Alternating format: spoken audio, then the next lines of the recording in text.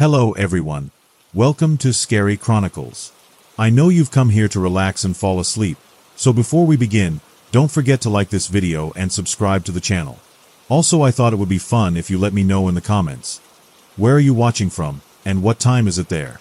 Now, get cozy, let your worries fade, and let's begin. Story number 1. It happened not too long ago.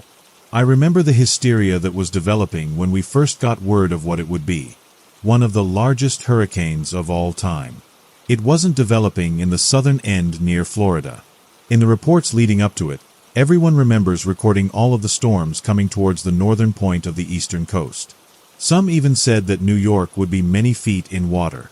Droves and droves of people started to move out of the Big Apple, fearing that everything they had would be lost forever. For once in my life, I was very scared for such a large amount of people who were going to feel the wrath of Mother Nature. The news called it the ending hurricane, but the World Meteorological Organization named it Hurricane John. A lousy name for such a movement. I, like so many people, reached out to family and relatives on that coast. I was ushering them to get out as soon as possible to outrun the impending doom.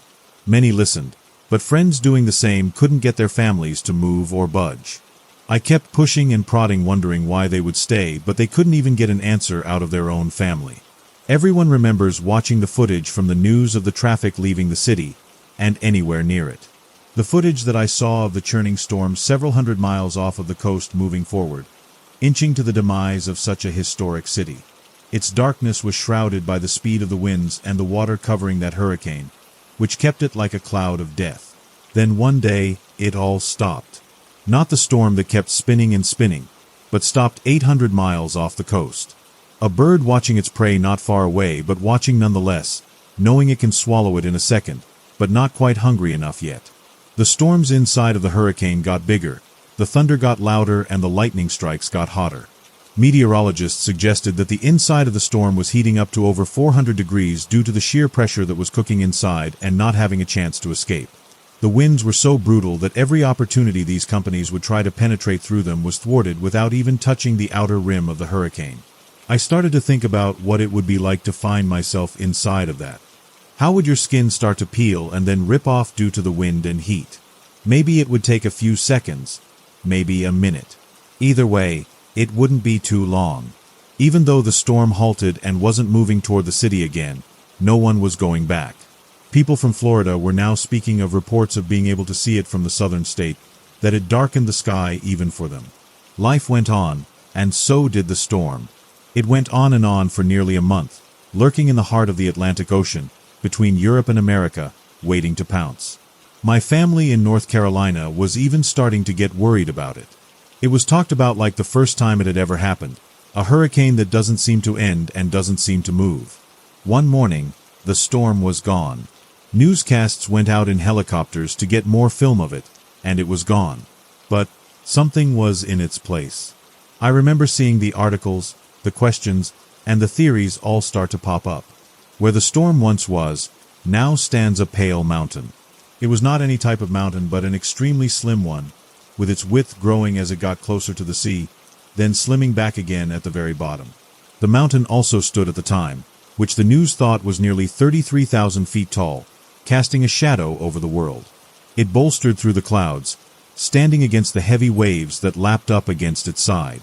Seeing those videos now just send shivers down my spine.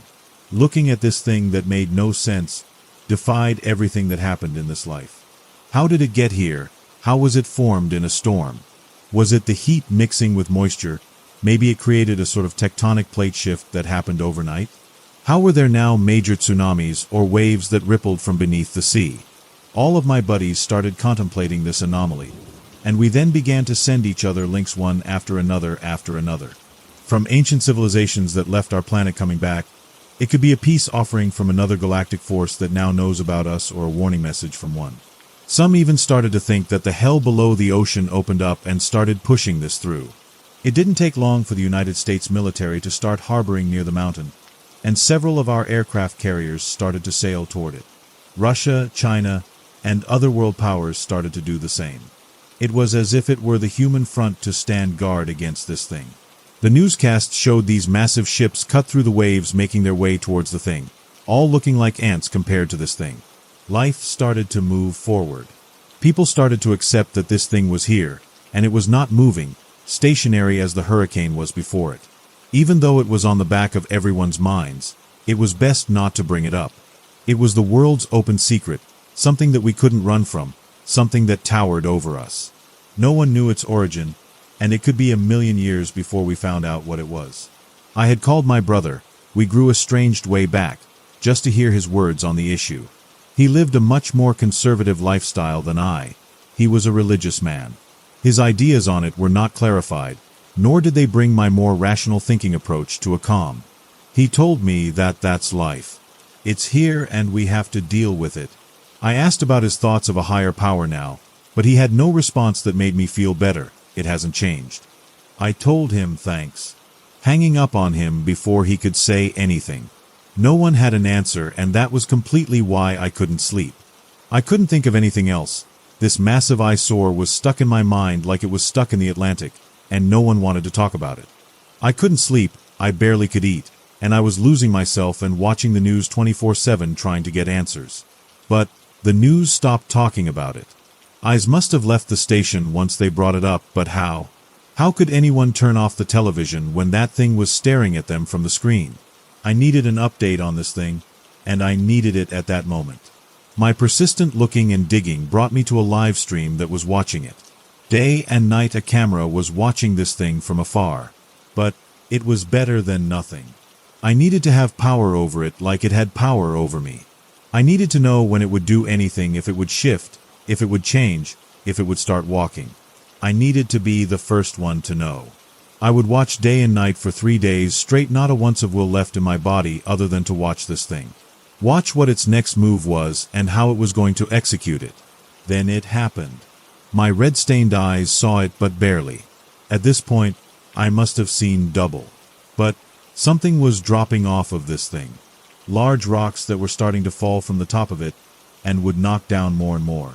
They came crashing into the ocean with splashes that jumped up into the sky.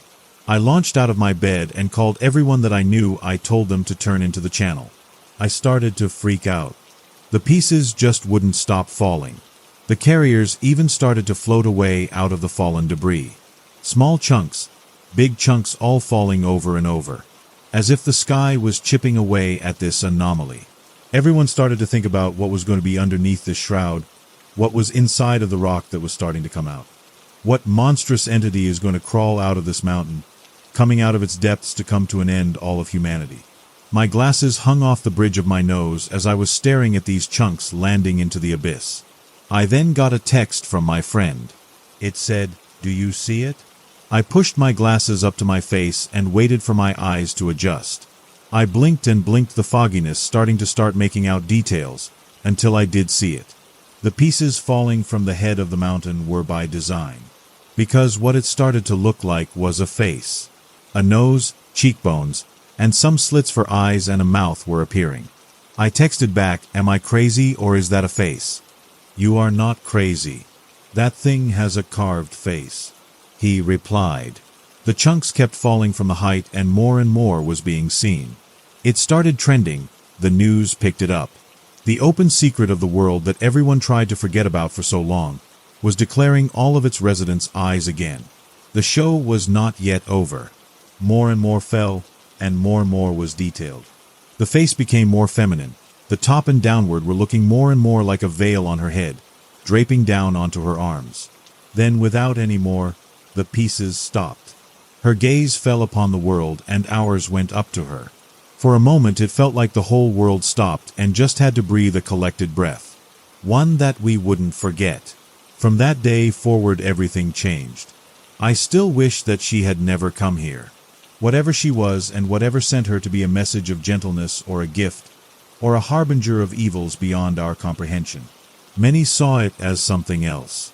Because I have talked to so many people, and so many of those friends and strangers have their own thoughts on this thing. What's the point? What's our purpose? Everyone had a different story or rabbit hole we went down. But one thing stayed consistent no matter what. When you looked at this entity, it always looked like it was staring right at you. Paranoia started routing and moving through the media and minor simpletons like myself. It seemed as if everyone was lost in the clutch of this being's palm, not strong enough to break through her grasp, just all of our souls trapped inside with no one to help. I started to get concerned. I started reading more and more to try to understand anything. History often repeats itself, and for once in my life I was on my own trying to connect the dots of our past to now. But through my scrounging, I hit more dead ends than I wanted to. I got obsessed with this presence so much that I lost my job. So, many people lost their jobs, but it's not a big deal. I then moved over to New York, working part-time here and there. The mass exodus caused a plummet of rent, so it wasn't hard to find a place. The streets were empty. For a town that I had never been to, all I had heard was that it was a bustling city, and the city that never sleeps, but I found that the city was quiet, soulless, and a skeleton of an old king that now lays in its final resting place. I got a spot not far off the Atlantic coast, a small apartment with 1 bedroom, 1 bathroom, and 1 closet, small enough for only a few jackets to fit in. It was undersized. Maybe some would consider it tiny, but it was adequate. There was really 1 window that gazed out towards her, and through my small window I saw it well off the coast. Not particulars, but her silhouette. Today I could only see it up to her chest, then the rest were lost in the clouds. Rising up and up. That week I started to take notes on the woman. I was trying to see what it would do. Will it move one day, or will it shift just slightly, trying to figure out if we even noticed? Can she see us? What was causing it to mold into a woman? Day after day, note after note, I kept writing and writing. I had the news on behind me, while I used a newly acquired old telescope, trying to see when the next chip would happen. The news coverage started to talk about what was happening in Europe, off the western coast of England. There was a video that night of a group of maybe 200 or more people. They were all in darkened cloaks, with a veil over their faces. They stood on the shore, all in a line, shoulder to shoulder with one another. They all stared at the woman. The woman probably stared back. I got lost in the video. I took my eyes off her, staring at the screen. My eyes were probably reddened at this point. I watched these people all standing with the small waves washing at their feet. The man filming them is just as confused as everyone at home. They all took a step, and then another and another. They stepped in unison all into the ocean, their wall proving stronger than the waves coming at them. They kept walking past knee-deep, then chest, then to their neck. None of them lost a step, in a complete straight line, until all of them converged with the water. The only thing left was the lapping waves of the ocean, and beyond that her horrifying darkened silhouette in the distance. I could only stare, unlike the person filming whose audio was bleeped out every other word by the coverage. I waited and waited for them to rise back up. But nothing broke the surface, not even their veils. I slowly turned back towards the woman, aghast at what I had just witnessed, and noticed that more chippings were falling off of her. It took no more than 2 hours as I watched large pieces fall from the waist area, all plummeting down into the sea, followed by smaller ones as they started to show her slightly outstretched arms. Her long sleeves draped as far below as her knees. Her hands started to get defined, her fingers split in between, and her fingernails accented. She was starting to look remarkable, her face to me now taunting, not a smile but a slightly unexpressed face. One that sullen all witnesses. One that immediately made me step away from my scope and turn off the news when it hit HD on my small screen. Why was this thing here? Were ancient beings watching when America received the statue from France and found it to be endearing? Was this an olive branch and they wanted one in return? What was the point? That night I hadn't slept a wink. I lost my part-time job due to not showing up. I realized what my calling was. It was to be the ultimate witness for her. To write a book about this whole endeavor, for people 1,000 years from now to understand the situation, how it played out, and what the result was for. I understand it all now. This was my calling. That night I went for a walk to clear my head and to debrief before I went headfirst into this path. I was weighing my options and needed to get some fresh air.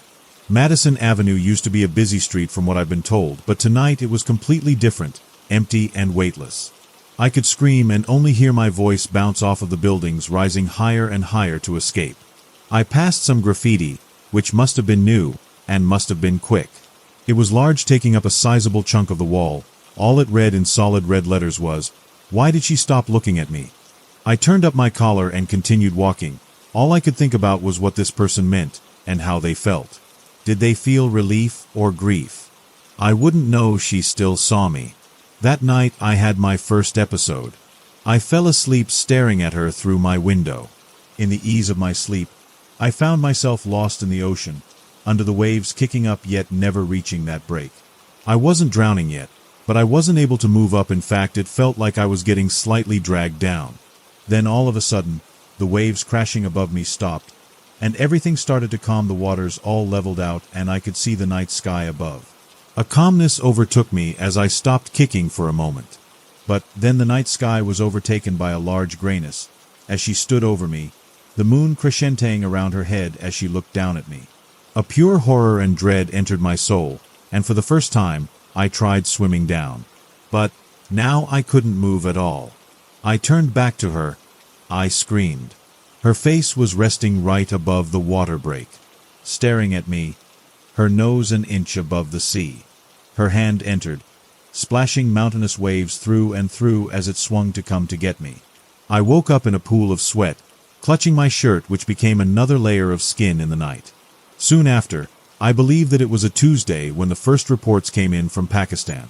A man walked into a rundown mall in the center of Islamabad in a jacket. He walked into a store, I do not recall which one, and took his jacket off. Underneath it was a vest, in his hand a remote. 13 people lost their lives that afternoon. People that knew him said he was completely enveloped by the woman, and thought it was a mockery sent from hell itself, that if no one tried to shake the grasp that she had on the world, then sooner or later she would pull every last one of us back down to her resting hole. I guess his idea was to kill himself and others in a showing to maybe take eyes off of her. It didn't. Copycats and other people who were mentally unhinged started to do mass executions, people burning themselves alive, all of it caught on video and spread throughout the world on social media. One video that I saw was a man in the middle of a city, I believe Dallas. He wore a white shirt and in horrible calligraphy said, "She isn't real. None of it is." He screamed to gain more viewers, watchers, and fellow beings before he pulled a pistol out and shot himself under the jaw and through his brain. Screams followed as people ran, but he lay there and the person filming stayed holding it on his body. His still shaking body on the concrete. He was still alive. At this time, the countries surrounding the woman with their platoons and fleets started to back away. China accused America of propaganda and conspiracized that we came up with this as a means to create a global scare. We started to say the same thing about China. The ships stopped aiming their guns at the woman and started aiming them at each other. The doomsday clock was at 11 hours 59 minutes and 59 seconds. The world was knocking on the nuclear response's door waiting for them to answer. Germany, Poland, and Israel all started choosing sides and started demanding vocal support from other nations. Tensions were rising and global policies were wearing thin. It was a sense of desperation that people were feeling, and you could sense it by having everyday interactions. People were starting to stock up on food, buy firearms, and even reinforce valuables. My brother started to reach out to me. I realized that I didn't think he knew that I moved. I was going to call him, but then my phone opened up to a random video. It was at this time that Mary Del Costa came onto everyone's page. If it was through different means of social media, or whatever avenue you saw her. Her first video was a hit. It was a 20-second video and it was titled, "I Am Her." She was draped in a long light blue robe, her face with a slight smirk. She stood just how the woman stood. She stood like that for the whole video, a light illuminating from behind her until the video cut out. It wasn't even a few days when she posted again. What was once a video of her all alone, now she was standing in front of a congregation of 20 or more people. Same premise, and the same result, but it was a little longer. The people were all on their knees in front of her, and you could see some of them were crying, not out of a sense of fear or hurt, but a way of love and hope. I saw right through it. This horrible woman was using this life-altering event to cash in and to start a weird faux religious experience. She was all that was wrong with the world right now. I had to dedicate a whole chapter of my book to her and her alone because of what she was doing and how it was evil and lured people looking desperately for answers into her fictitious and malevolent web. All while everything was becoming crazier outside, you couldn't travel a channel or web page without seeing the warning headlines, or a person speaking in their native tongue about the horrors that people were doing to one another. Bombings, shootings, lootings, arson, and overall anarchy became the new tenets. Neighbors became new people with the same faces. The smell of burned rubber, gas, and other aromas often crept underneath my closed windows, reminding me of the rest of the city. I didn't care for this mnemonic the city often sent me. All I know is if I was smelling it all, then I think she was too. The paper the next day read of a new disease that was spreading through many countries. It was greatly affecting only young children and the elderly. It was so early on that doctors didn't know how to describe it, how it spread, or its origins. The only thing that they could gather was that it didn't strike anywhere except brain function and the respiratory area. After visiting with some of the first couple thousand victims, it was determined that their lungs were not exchanging the proper amount of oxygen intake and carbon dioxide release, that they were holding onto their carbon dioxide. This caused them to have slight symptoms, according to people near them, of light dizziness and drowsiness. They all died in their sleep. The World Health Organization called this disease Omega-1. A meeting was to be held in Washington. The president called on many nations to attend in an attempt to try to find something to ease tensions with our rivals. Several of our allies came, and many of our biggest enemies were now in our backyard. For a little bit, many cameras turned from her and onto the gods of government as they pulled up in our United Nations building. No press was allowed into said event, and many online started to worry that this was all a scheme, a ploy, this woman planted here by all that were in charge, a way to convince people to accept a new world order, that safety was only found through strength in numbers. The meeting lasted hours. When everyone departed, all who were herded inside had faces of the lost. Reports came out of Rome, and videos too. A mass movement as many Catholics gathered in and around the Vatican, all holding candles as they walked towards their holy land. Priests, men, women, and children. A large crowd, yet all of them standing and in complete and utter silence. I wanted to call my brother to see what he thought about the whole event, but it didn't matter. I sent him a text instead, only asking, "What do you think of it all?" Very quickly he sent me back a text telling me to pray. I never was like him. I was a scientific man, reason over faith. But to each is their own. I just stared at her body through my window. Through that window I began noticing all of the backed-off military ships were slowly moving closer to her. While they moved closer to her, the clouds around her head started to swirl too. A storm was encroaching around her again. From my telescope it was a beautiful sight watching the man-made machines and the weather-made spectacle all move in on her. The world was hers once again. The storm started to pick up speed, swirling and swirling. I wasn't able to see her anymore as the day started to die. The storm was perfectly encapsulating her, a cup of horror contained by her proximity. The ships all placed their bright spotlights onto the storm, helicopters and jets flying near it, tracking it for some reason. What was the point of that meeting? What was discussed? That was when the lightning started to strike in the storm. Bright lights, blue, white, and green struck, followed quickly by the strike of thunder. Barely heard by my apartment window, but must have blown the ears off of the personnel below it on those carriers. The light show went on for what seemed like hours, but could have been minutes. I never thought to check a clock or watch in case I missed something, my hand on my pencil etching words that probably made no sense while my eyes grew encrusted on the lens of my scope. The strikes became brighter. The horns became louder.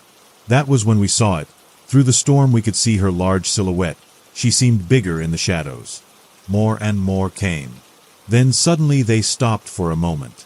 Then the brightest of them came, and I could hear the screams from across the waters. The lightning sparked the hurricane's walls with the brightest blue, yet she changed. Her arms were now completely outstretched and her head hung to the right. I jumped back from my telescope, disoriented as my eyes tried to adjust to the change in depth.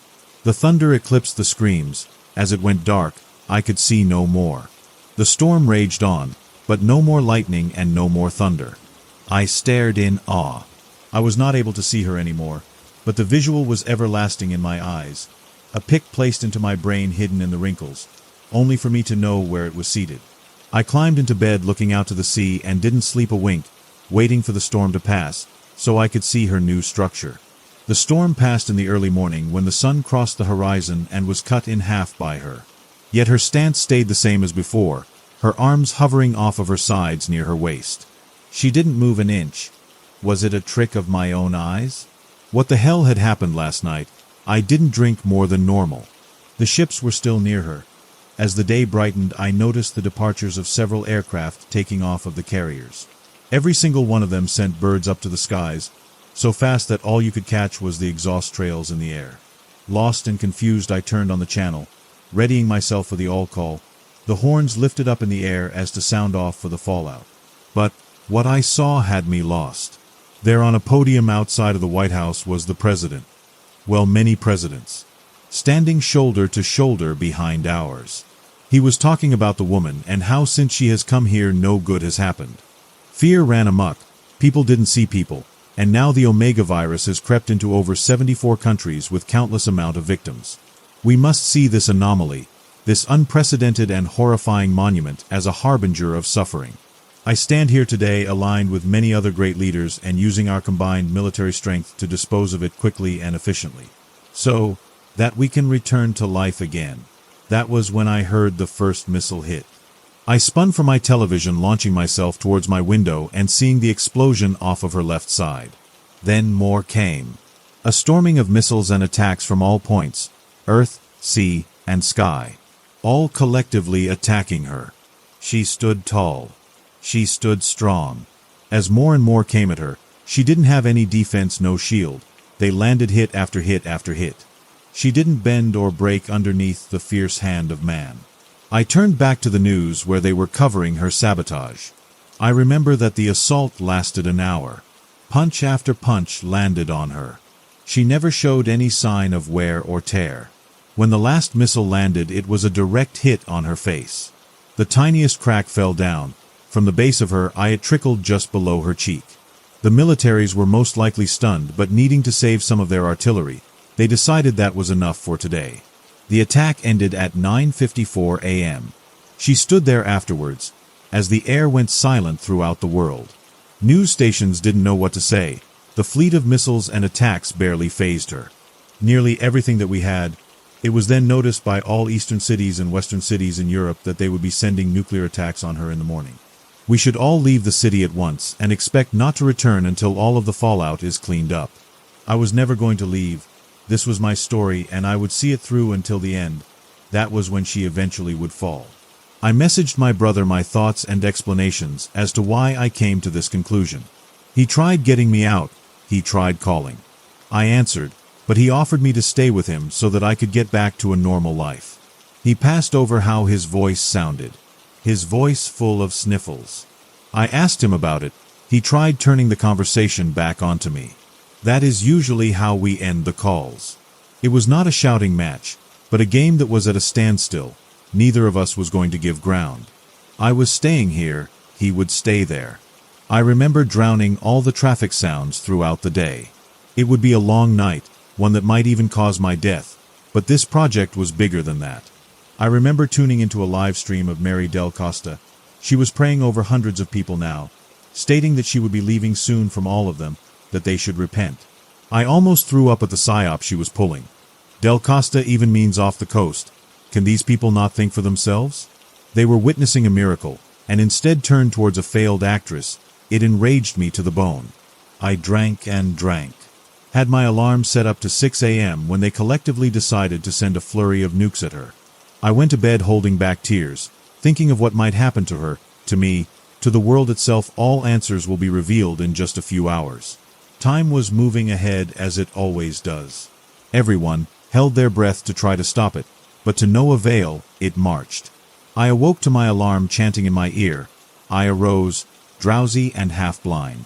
My eyes recalibrated as my vision aligned to the coast. My face would have melted if I had known emotion, but at that moment I forgot everything. The horizon was connected. The sun rose with nothing to cast a shadow. The clouds floated as one, nothing to cut it in half. She was gone. No storm to announce her departure, as she so grandly did to encapsulate her arrival. Nothing. Militaries who were watching her day and night had an answer to it. She was gone and no one knew how, why, or when. Not another missile was launched. The next few days I gathered all my thoughts, notes, photos, and everything that I had. I started to build my book.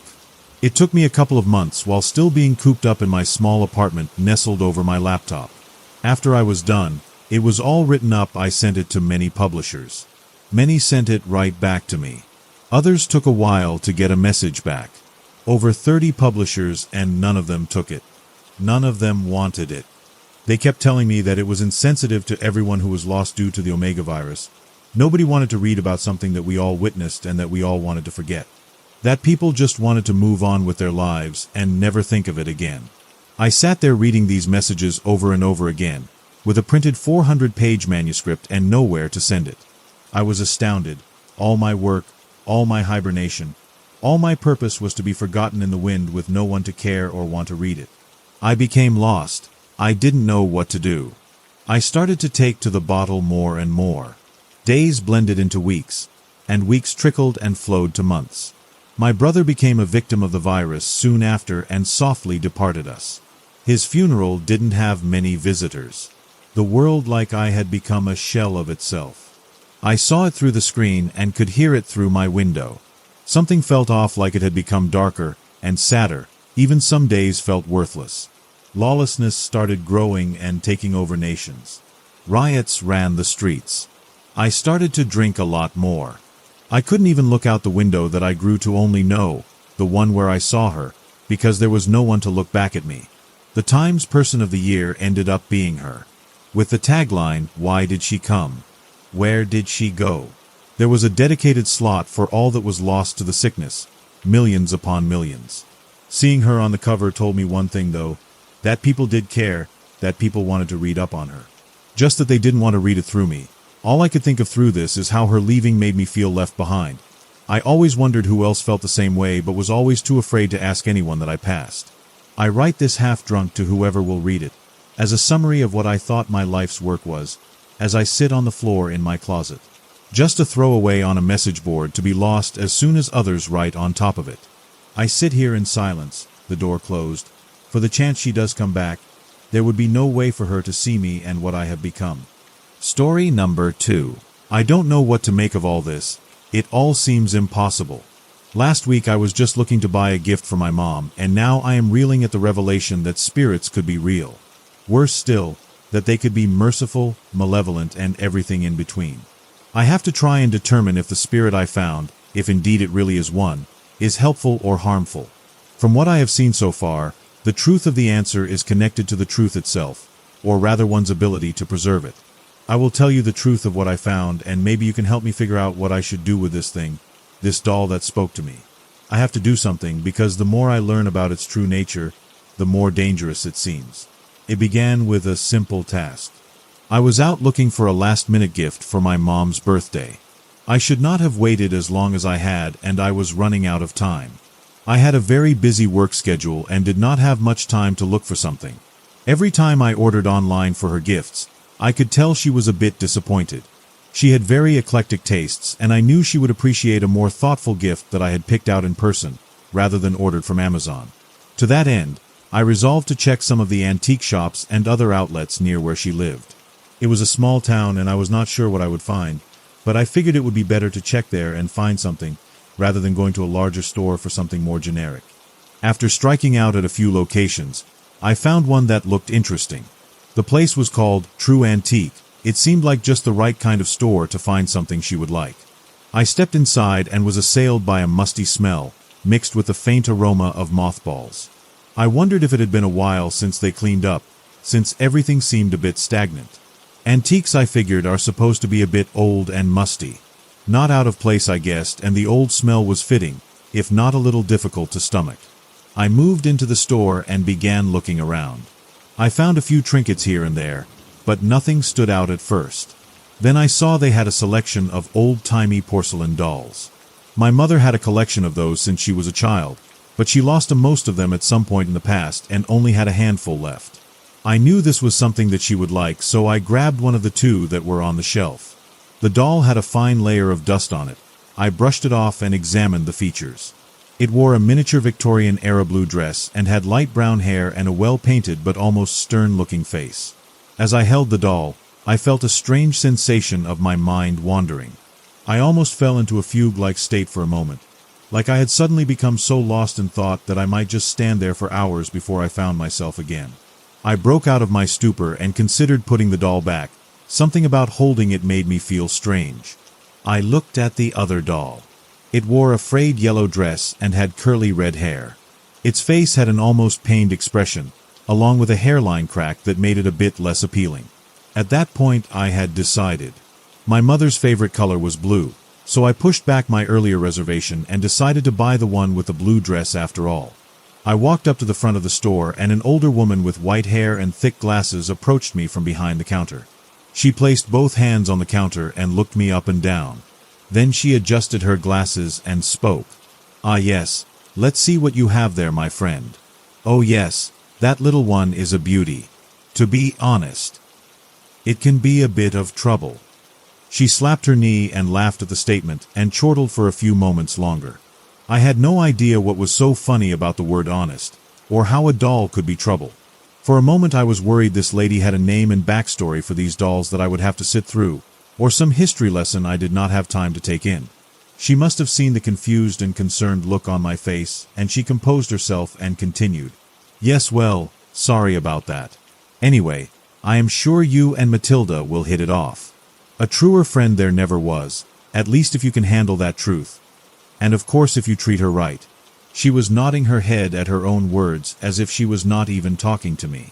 I was starting to get the impression this shopkeeper did not get many customers, because she seemed a bit awkward with people.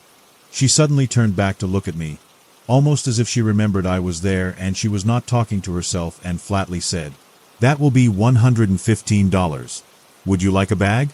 I balked at the price and was about to try and haggle when she read my intention and immediately spoke again. "She is a very rare and very valuable antique. Though I will admit she did cause some trouble for the last people who bought her, so just for you I will let her go for $80. That is my final offer though. I have to make ends meet after all." She smiled again, though not at me but at the doll on the counter. The whole encounter was feeling a bit creepy, but I figured I would take the offered discount and get out of there. I agreed to the bag and the shopkeeper reverently wrapped the doll up and warned me to be careful. She is as fragile as some people's self-image and as free-spirited and open as the truth. I thanked her and left, pondering more of the strange words she had mentioned about the doll. I thought just then that I would spare my mom the weird backstory and just give her the doll for her collection.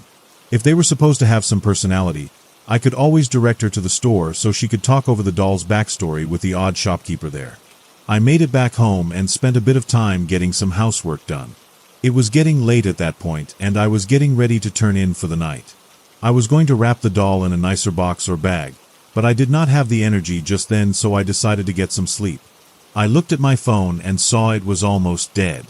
I also saw I had a notification that the new phone charger I had ordered arrived. Before going to bed, I checked my porch for the package that was supposed to have been delivered from Amazon. I saw it was missing and I cursed out loud and sighed. This kept happening. I swore whoever was stealing my packages was going to get what was coming to them. I went back inside and heard an odd sound. It almost sounded like singing. It was coming from the room where I had placed the doll, but when I walked in to check there was no sound at all. I stood there in silence, questioning my mental state. As I waited, I heard another sound, almost like someone whispering something. I could not quite make it out, but it sounded like someone trying to say something, just very faintly or very far away. I looked around, trying to see if I could find the source of the odd whispers. Then I realized the most likely scenario was the most obvious. It must be the doll. The doll must have had a voice box or something. I did not think porcelain dolls could speak, but it would not be impossible to hook one up with a voice box so they could. I pulled the doll out of the bag and looked it over once again. I was not certain, but it almost seemed like its expression had softened and it had the hint of a smile on its face, where before it had looked moody and slightly upset. I brushed off what was likely me just not remembering how its face really looked earlier and tried to inspect the thing for a string, button, or some device that could be linked to an audio box. I looked around for a few minutes with no luck. Then I tried something I did not suspect would work, but gave it a shot all the same.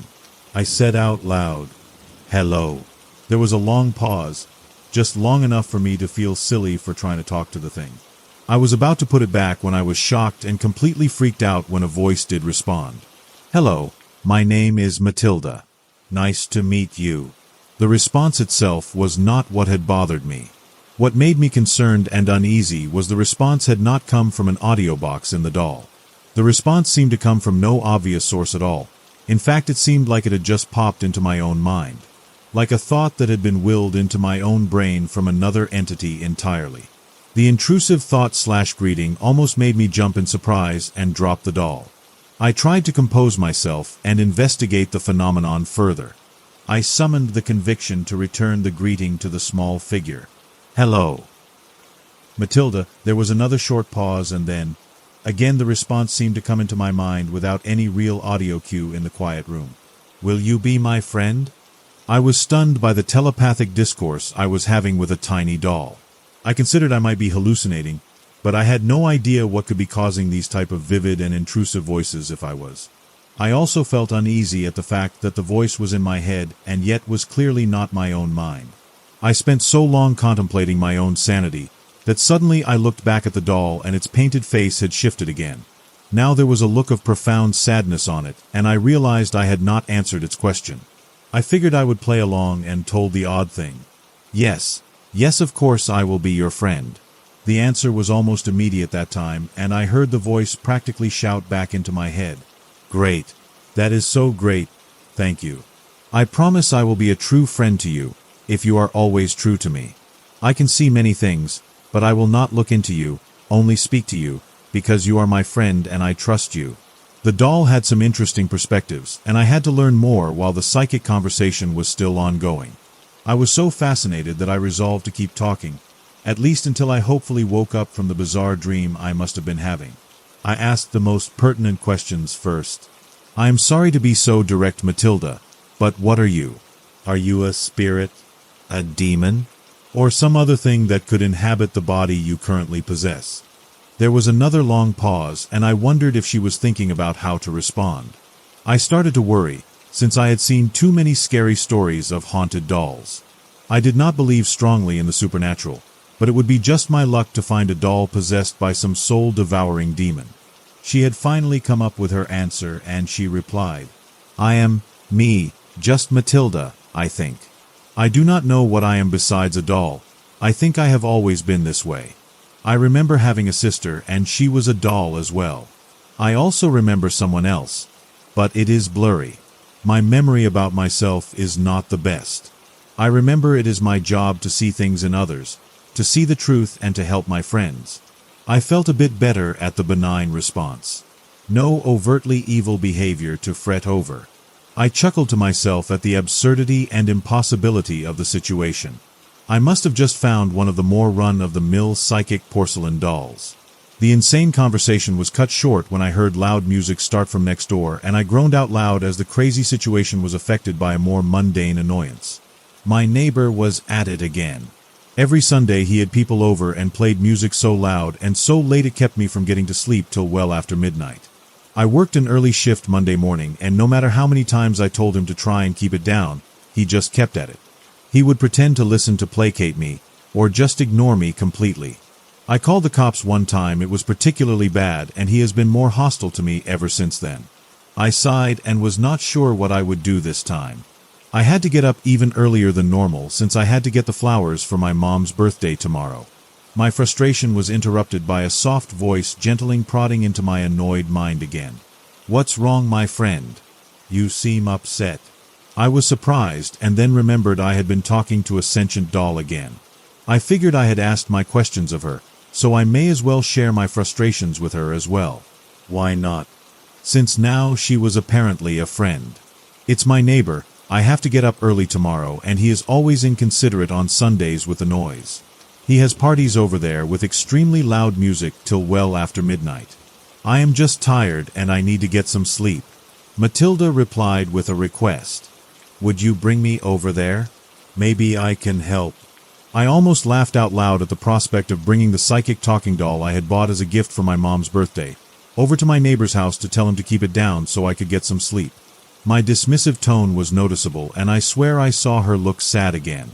I decided if I was already in a crazy dream, what could it hurt to indulge the curious new friend of mine?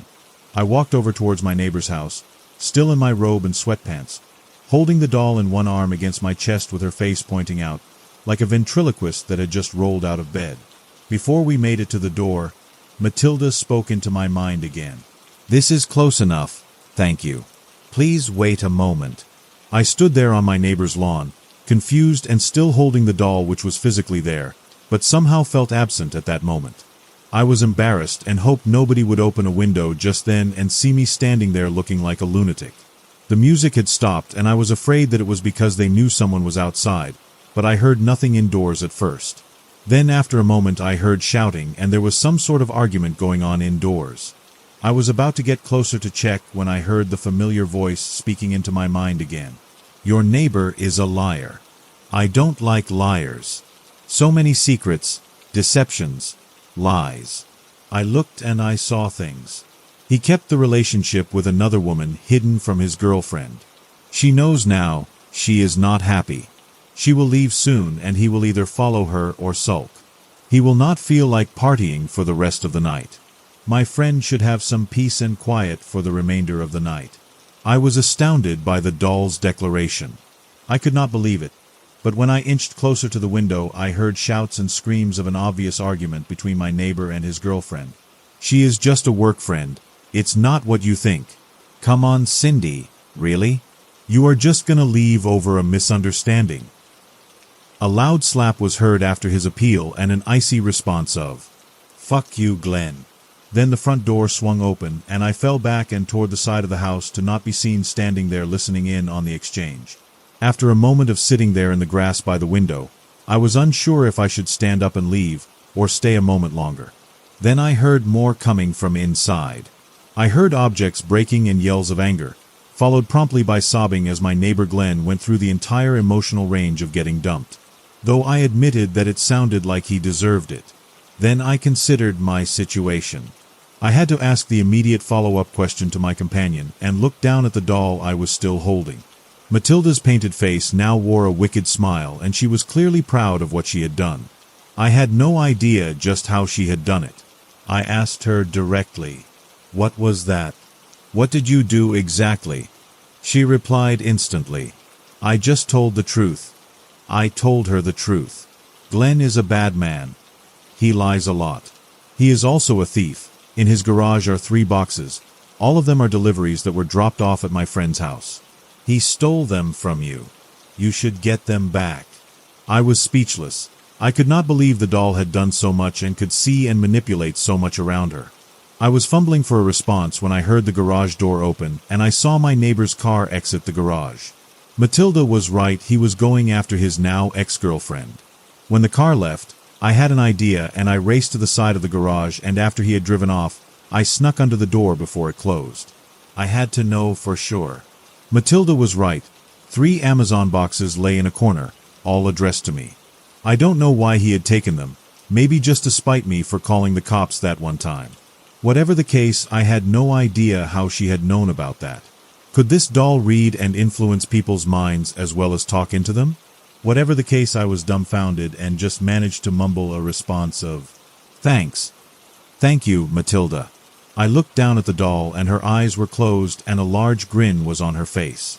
Her voice came back into my mind with an acknowledgement of, "Anything for my friend. Also, if you would like, I could do more. Now that I have looked inside, I can reach him.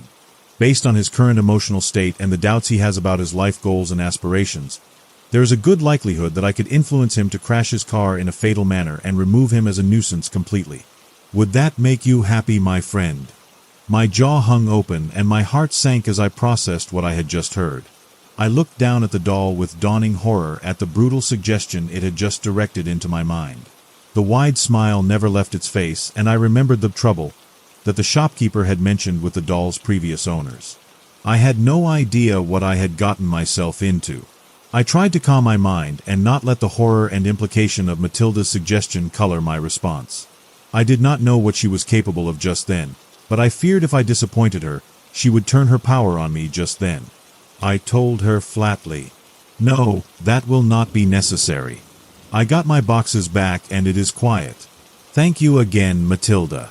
I think I need to have a drink and lay down for a bit. Hopefully I will not wake up in a room with padded walls and find out I am as crazy as this night seems to indicate." I walked back to my house and went inside, retiring for the night with my noob friend. Story number 3. 3 years ago, A serial killer terrified my small hometown. He was referred to as the Chase Pond Slasher. He was called that because he murdered 4 people near a pond with that name. 3 bodies were found in the forest, and the other was in the pond itself. The terror lasted for 6 months until he was finally caught. At least, everyone thought the right man was caught. That is until 3 more people went missing a month ago. All 3 were last seen around Chase Pond, but there's been no sign of any of them since. I live in Arkansas and have my entire 31 years of life. My town is basically in the middle of nowhere and boasts a proud population of just under 4,000. I work doing odd jobs as my dad taught me a wide range of skills growing up. My favorite of these skills is scuba diving. I've dived in the ocean as well as many lakes, ponds, and rivers. I've recovered bodies and sunken objects, repaired dams, and various other tasks that gained me a solid payday. I was the one who found the body in Chase Pond about 2.5 years ago, and it traumatized me a bit. The brutality was something to behold. I swore to myself I wasn't going to dive in that pond anymore. It just has an unsettling aura to me now. The whole area makes me feel sick. That all changed when I heard 3 people had gone missing near the pond. A woman and a couple, all of which were in their early 20s. The surrounding area and the pond were searched, but nothing was found, and now people are panicking. Everyone believes the Chase Pond Slasher is back, and the wrong man was caught. Unfortunately for me, I know something everyone else doesn't, and it means I'm going to have to get back in the waters of the infamous pond. There aren't any other divers who live anywhere near here, so no one else besides me searched the pond when the original murders took place. It sounds like this time they brought someone in to look, as I made it clear to the police I couldn't do it again. He didn't have any luck, so authorities moved on to the woods pretty quickly. The only problem is the pond is so murky and deep, I don't believe an outsider would be able to search it thoroughly enough in the time frame he had. For some reason, the search was only about a day and a half. The police chief told me they moved on so fast because they had reason to believe the missing people were somewhere in the forest. I asked him what they found that made them think that, but he refused to tell me. I know the chief well.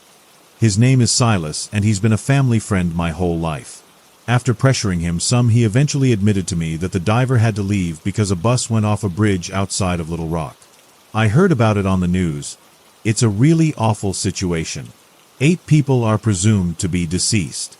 They needed all the help they could get, so the diver left with a promise he would return. 2 weeks have passed since he had to leave, and there hasn't been any update on when he's coming back. I even thought about going myself, but I know I'm needed here now more than ever. The story about the missing people likely being somewhere in the woods was completely made up. Police just want to calm everyone down as much as they can. The amount of fear and anger has been insane. They've been under constant pressure to turn up something, and since there's only about 15 of them, it's been very difficult. I know there are people here who are more than willing to take the law into their own hands if they don't. The truth is they haven't found any evidence in the forest, not even the smallest bit. Silas, or C, as everyone calls him, said they could easily still be out there. The search certainly isn't ending anytime soon. Although, he did confide in me that he believes the missing people are probably somewhere in the pond. It took me 5 days to find the body last time, and it wasn't even hidden at all. There was a cinder block tied to each leg, and he was floating off the bottom right in the middle. I missed him by what must have only been a few feet multiple times before I accidentally bumped into the body. If the missing people are in the pond and hidden under a sunken log or large rock, odds are you wouldn't ever see them. That's why I know I have to go look again. The diver may never return, and I'm the only one who has the ability and time to search the pond top to bottom. I don't want to, but I can't stop thinking about the poor families of the missing people, and guilt has overcome me. If anyone can find the bodies, it's me, so that's what I'm going to do. I hope I'm wrong and that all 3 are just lost out in the woods. But like C, something tells me they're somewhere on the bottom of that horrible pond, waiting to be found. I drove slowly down the long, quiet dirt road that led to the pond. The road is severely unkempt, and most people over the age of 25 avoid the area. It was known as a bit of a hangout for young people to drink and do drugs. When the murders happened, though, even most teenagers stopped going. Now that people are missing again, the area is completely closed off. I got permission from C to search the pond. He informed me that no one is looking in that area anymore as the search has moved much farther out into the forest. There shouldn't be anyone around to interrupt or question me. He told me to call if I found anything at all. The townspeople are basically on the verge of a riot, and the police don't know how much longer they can keep the peace. He also told me about some items that could be used as evidence to keep an eye out for in case I didn't find the actual bodies. The couple had a set of silver jewelry. They apparently always wore them. The man had a watch, and the woman had a bracelet. I obviously hoped to find more than just some jewelry if they were down there, but it was still good to know. I pulled into the small dirt parking lot and turned off my truck. From here, it's another 10 minutes to get to the pond on foot. As I expected, no one appeared to be around.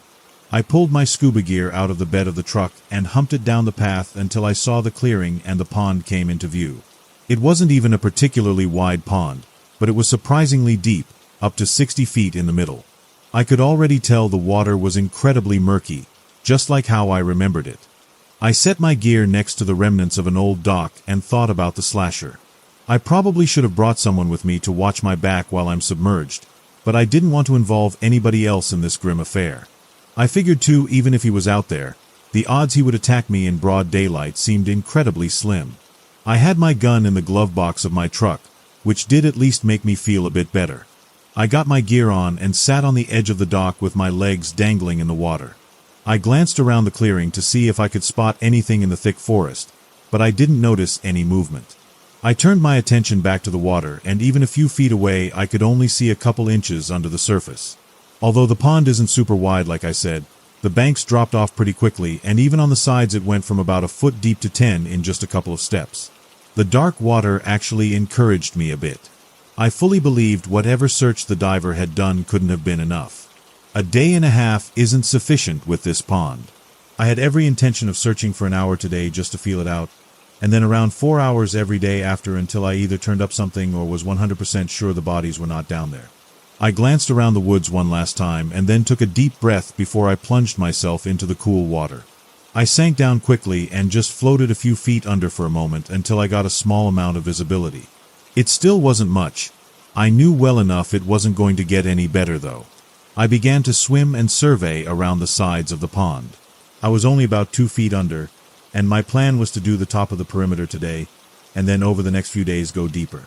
Basically, make a big circle, and then slowly bring the circle tighter and tighter until I had searched the entire body of water. I shivered some remembering the body in the middle, as the image still appears in my restless brain quite often. Like I said, I've recovered bodies before, but none of them had been mutilated like that poor man. I shook the image out of my head and continued scanning what was visible. I kept my right hand on the steep bank and slowly made some progress around the pond. I only spotted small fish, and what looked like some holes in the bank that I planned to check out once I had finished with the rest of the pond. The holes on the side of ponds and rivers were really common here and usually contained fish, crawfish, or turtles. After 50 minutes I saw that I was low on air. My tank held just under an hour's worth. The most excitement I had in that time frame was seeing a large snapping turtle swimming above me. I climbed out of the cloudy water back onto the dock and checked my surroundings. There was no one around still, which I expected. I figured I had probably searched under 5% of the pond, and I knew this wasn't going to be over quickly. The bodies could easily still be down there. I wasn't even close to making any kind of conclusion yet. I packed up my gear and got back in my truck, beginning a slow drive home. Quite frankly, I just wanted to go back so I could get my search over with and my conscience cleared. I didn't know if I wanted to find the bodies or not. I was positive that I had to know for sure one way or another. The families needed closure if they were in the pond. It scared me more to think that they were down there, but if I didn't find them, no one would ever know. They would just decompose, forgotten by the world and not able to gain any peace in death. I couldn't live with myself if I let that happen. I woke up early the next morning and made the drive to that excuse for a parking lot. I arrived back at the dock hauling 2 of my 4 tanks and then returned to my truck for the last 2. I slowly got my gear back on and let out a deep sigh as I scanned the tree line, but no sign of movement. I reluctantly turned my gaze down to the water and imagined what horrors the day could bring. I lowered myself in and once again began scanning the sides, but this time a bit deeper. I still wasn't quite at the bottom, but I could occasionally see it through the brown water. Once again, I didn't see much except for some fish and a few more holes in the bank. I was going to check out 7 of the bigger holes I had seen that could maybe fit a body. I just wanted to wait until I had looked everywhere else. The thought of squeezing myself headfirst into those openings terrified me, and on some level, I hoped I'd find the bodies before having to do that. I felt bad thinking such an awful thing, but I still did either way. I finished my search for the second day and figured I'd now covered about 15% of the whole pond. It was slow moving. I had come up to replace my tanks 3 times. I was at least sure the areas I had checked were empty. I was exhausted too. I was ready to go home and take it easy until tomorrow. I packed up my gear and was about to head down the path, when something on the other side of the water caught my eye. It took me a second to register what it was, and to my surprise it was a man. He was just standing in the tree line staring at me, and I immediately felt on edge. Before I could yell anything to him, he turned around and walked back into the forest. I hurried down the path and relaxed some once I was inside my truck. I left 2 of my tanks behind as I just wanted to get out of there as quickly as possible. I figured the man was probably just some hiker, but the chance it could be the slasher really disturbed me. It was crazy to think that I may have just seen him, and I debated calling the police. But I reminded myself that I had no actual reason to believe it was him other than the fact he was near the pond. For all I knew, it could have even been the missing man. I thought for a few minutes in my truck about whether I should go after him, call the police, or just wait. I opted to wait until I was done searching the pond. If I called the police, it would cause even more panic and would likely be for nothing. If I went after him, there were countless scenarios that could occur. I figured too, why would the missing man just be hanging out in the forest? So I assumed it wasn't him at least. The smartest option seemed to be to rule out the pond. And if I saw the man again, then it would be time to inform the police. I turned on my truck and drove away feeling conflicted and uneasy. I arrived back home and napped for the rest of the day. I went to bed early and woke up as soon as the sun rose and prepared myself for the longest day yet.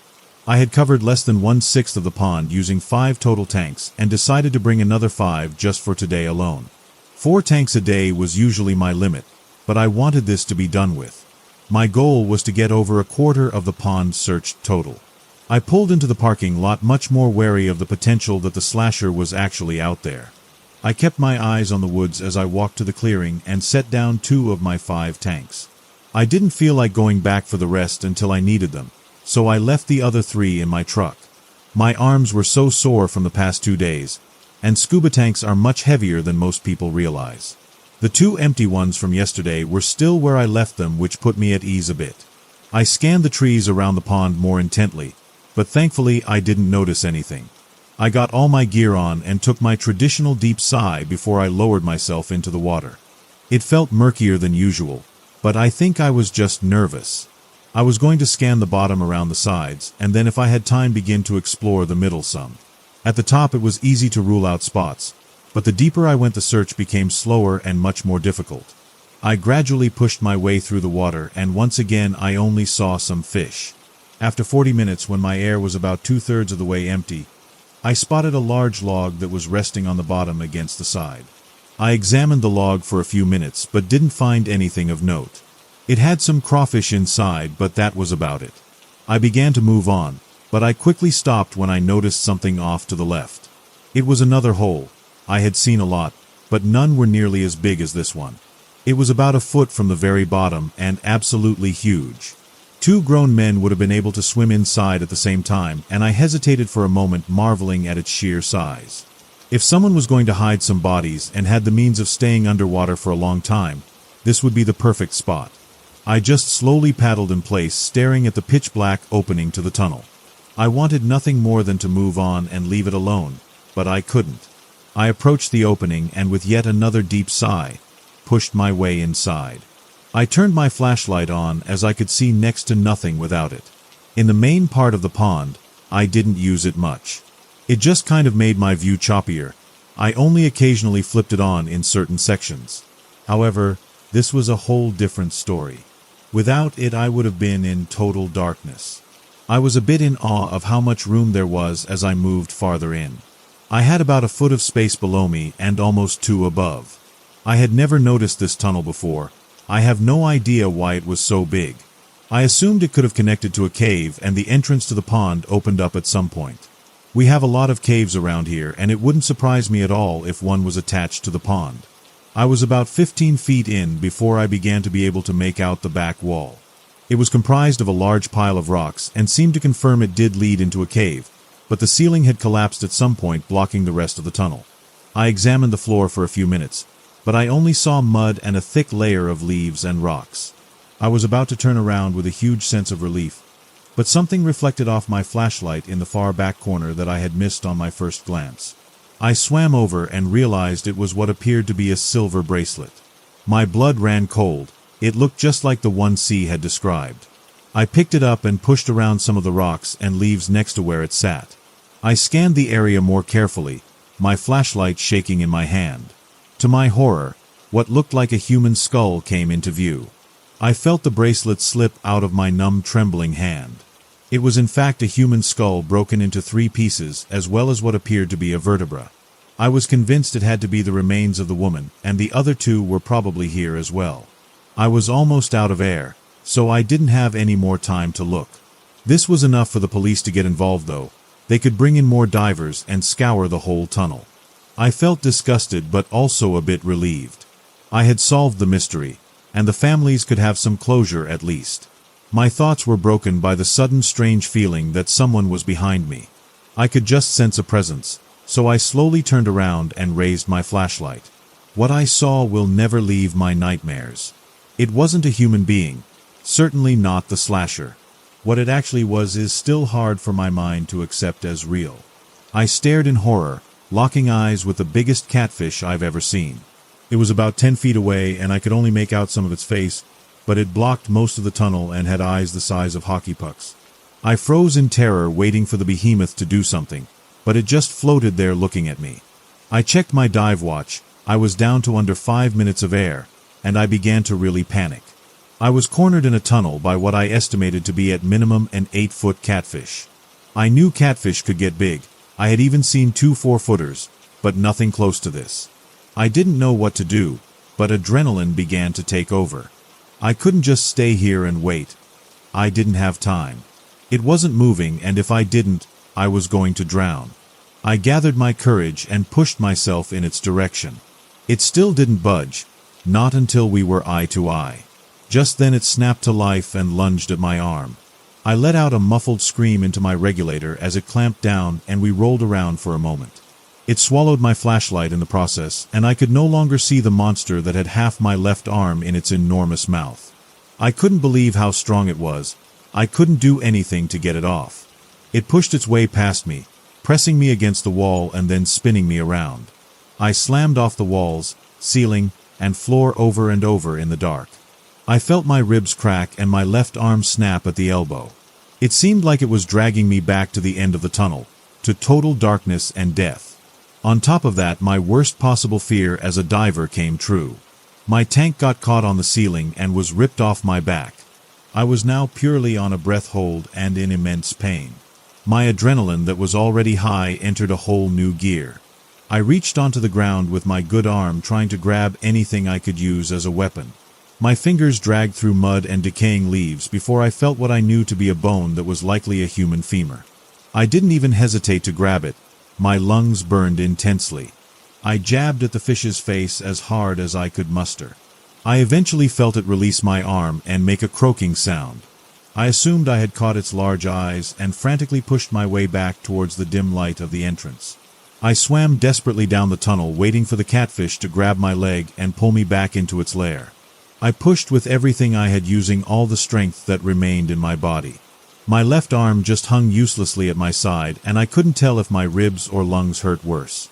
I managed to escape into the main pond and lunged my way towards the sky that grew brighter. My chest burned and my head pounded.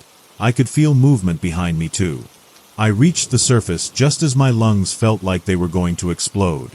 I sucked in air as I splashed over to the shore and tried to climb out, shaking with terror. I was about 20 feet to the right of the dock, but I had to get out as soon as possible. The bank was too steep though, and I couldn't pull myself up with just my right arm. I clawed against the soft mud hopelessly, expecting to feel my legs pulled out from beneath me at any moment.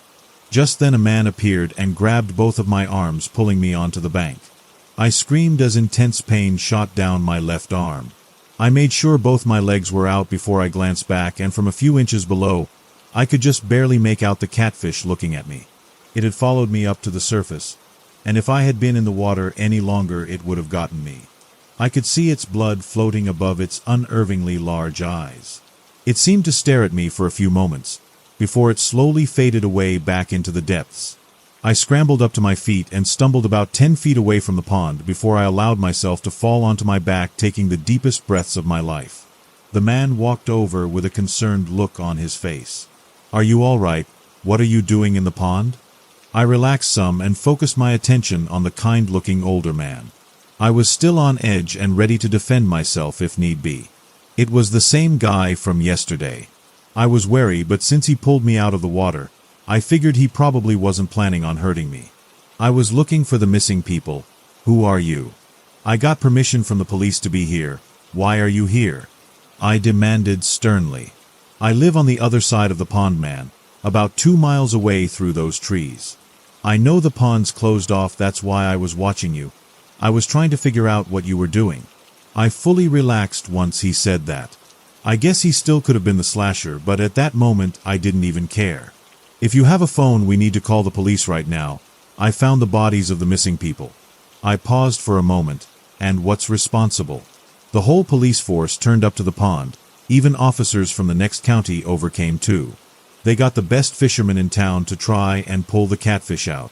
After 3 days, they finally were able to, after a 2-hour-long battle. It took 5 men to get it onto shore. It was by far the biggest blue catfish ever recorded.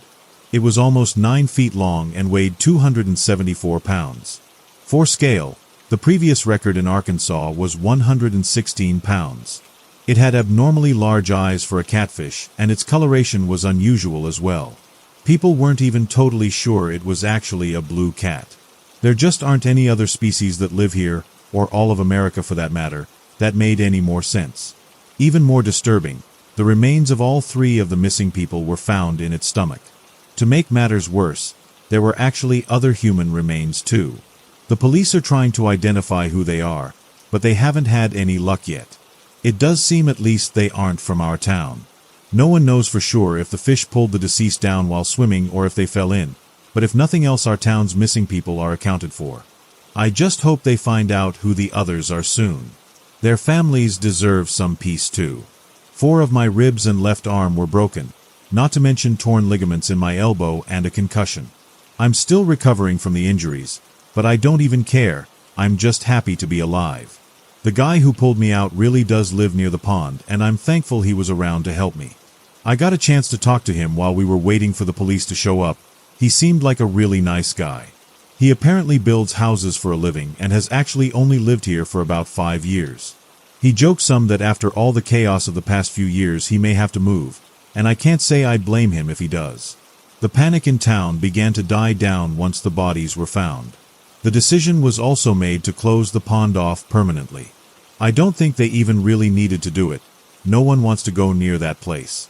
Part of me wonders if the slasher is still out there. Maybe he killed those people and threw them in the water.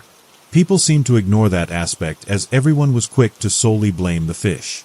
The police are still investigating the area, so I try not to worry about it too much. Besides, if not thinking about it makes folks feel better, then who am I to say anything about it? The catfish actually ended up being fried and was offered to anyone that wanted a plate. I had no interest in that myself. The thought of eating a fish that had consumed human beings absolutely disgusts me. I think some people viewed it as justice, like since it ate some of us, we're going to eat it. I guess that made sense. It didn't change how I feel about it though. I just wish I could get its face out of my head. Even almost a month later, I see the fish in my unsettling dreams every night. I wake up choking on imaginary water with the overwhelming feeling of being stuck in that tunnel with human bones surrounding me. I think on some level I'll always be trapped in the monster's lair with those poor souls, desperately still trying to escape. Story number 4. A stage filled with people and lights. The shine of the lights makes the stage look like it's made of gold. A woman with long brown hair dressed in white. Feathers adorn her tutu in vibrant and various colors. She dances with the lights, with grace and unknown gentleness that captures the audience. Unknown to all, what would come next would lead to her death and downfall.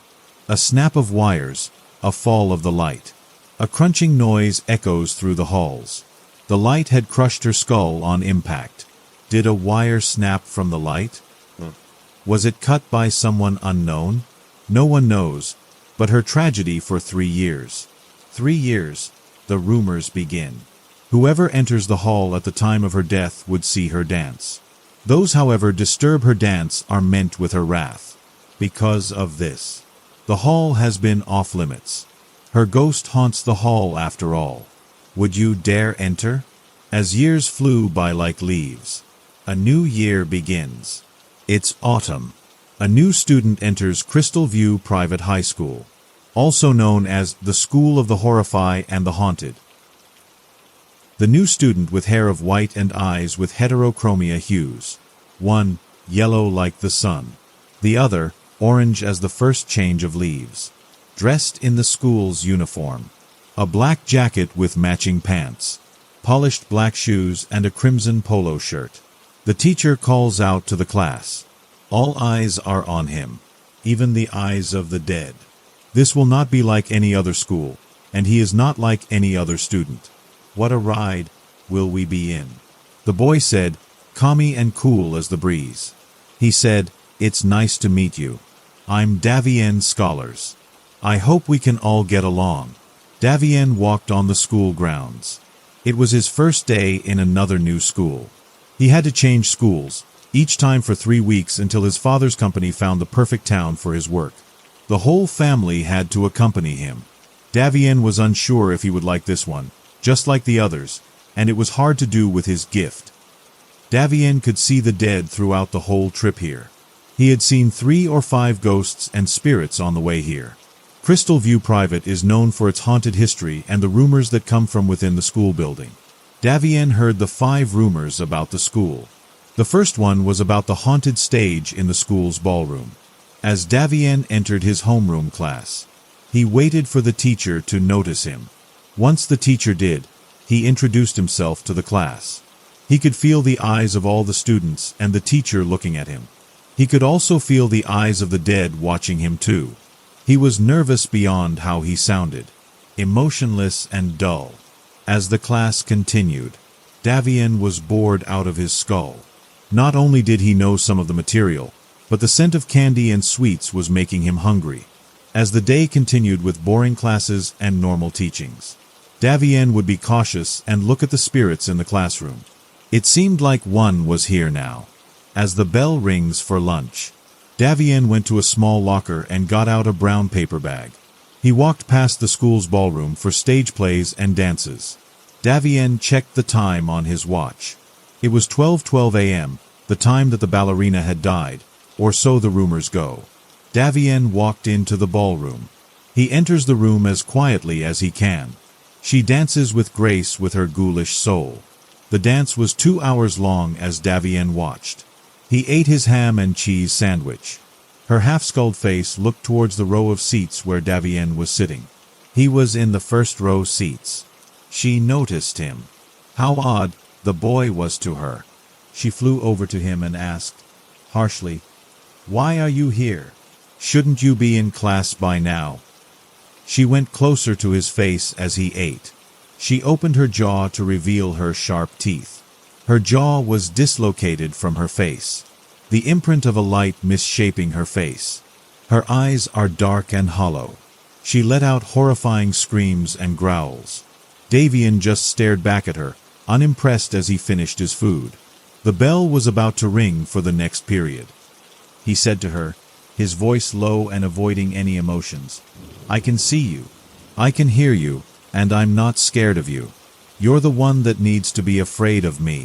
He looked back at her, his eyes dull and lifeless as his voice. Once the bell rings, he walked out of the room and back into the halls. The ballerina was in shock. He was terrifying, more so than them. Then all of them. She would not believe so. He still had to learn. She will let him win today. She still had some scares up her sleeves. He will learn to fear her and the others that remain here. Her dark eyes wept in anger as inky dark tears fell. This is her dominion, and she will not back down. He will learn tomorrow. Davian went back to class and was bored out of his skull once more, but she was interesting. Most don't learn with the first warning. Hopefully, he won't be bored for long. A new day arose. Davian was about to walk into the school. A small nudge of the statue loosed. The statue cracked on the side. It was falling at an alarming rate. Davian was about to be hit. The other students, even some teachers, were in a frozen panic. The ballerina giggled wickedly as the statue fell upon Davian. Then, like a sound of wind blowing with the cool breeze, Davian dodged the statue at the last minute. Davian walked up by the pillar next to the door. He runs up it. Then he flew into a backflip as the statue fell where he once stood. The statue broke and Davian remained unharmed. Everyone praised him, and some of the teachers scolded him for breaking the statue but were relieved that he was okay. The ballerina raged and growled. As class began, Davian wrote down notes and schedules for upcoming texts and midterms. As he was writing, a pen flowed to the middle of the room. Then it turned to its side, pointing the tip of the pen towards Davian. Then the pen flew at him. Davian moved his head lower as the pen went through the window's glass like a bullet. Everyone stared at Davian in shock and awe. They were scared. Dead scared. As the day continued, Davian experienced a lot of near-death-like situations. Until lunchtime, where Davian would sit in the front row and watch the ballerina dance until the next bell rang. As Davian walked inside the ballroom, a prop sword was thrown at him. Davian catches the prop sword with his left hand. He walked down to the first row as the ballerina sat on the edge of the stage, glaring with her hollow eyes. She growled, "How are you not dead by one of them? How are you dodging everything? You are honestly pissing me off." She huffs and turns her head to show her skull-side face with darkened eyes. Davian laughed lowly. As she turned back to glare at him some more for laughing at her, she saw a strange sight. Davian smiled. His smile was pure and kind as him, but his dull eyes made him look completely eerie to all. She was still determined to scare him, but not as harshly as before. She stared at him until he stopped smiling. He asked, "What? What is it?" She replied, harshly, "You just look creepy when you smile with those dead eyes of yours." She continued with a gentler tone, "But it's not as creepy to me. From now on, I would like to play a game with you. If you win, I will tell you my name. If I win, however, you will help me uncover the events of my death, if it was truly an accident or not." "Deal," Davian replied. He smiled as he said, "Deal." They shook hands in agreement. As Davian finished half of his sandwich, the bell rang for the next period to start. Davian packed up his lunch and waved goodbye to the ballerina as he left the ballroom. As he finished up the rest of his classes, it was nearly time to return home. Davian was not looking forward to going home. He walked back to his small house with an old roof and a creaking door. His father was still at work, while his mother was in her room with another man. As Davian's mother rests in bed with another man, her curly dark hair falls to the left side of her face. Her olive-green dress, lowered to her shoulders, the skirt short to her knees. Her heels, one off her foot, the other not yet there. The man whispered his mother's name as her yellow eyes shone lovely at him. Davian yelled loud enough to have his mother and the man hear him.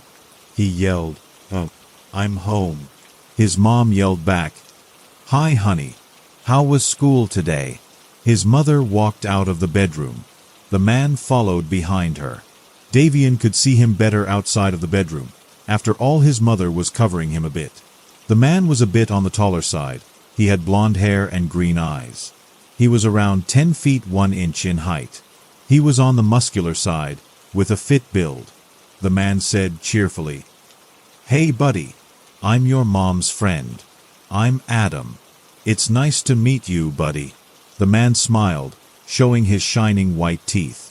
"Straight and perfect," Davian replied, his tone the same as Adam's, but with one small difference.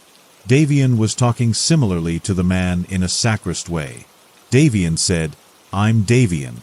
"It's nice to meet you, Mr. Adam," Davian continued as he stared into Adam's eyes. He said, "Please, stop trying to pretend that I don't know what you're doing with my mother. I hate liars." Davian glared at him as his mother just smiled. Davian went into a modern kitchen as his mother. Bella was pulling Adam by the arm as they walked out the door together. Doing who knows what. Davian went to the fridge and opened it to find a small box of pizza.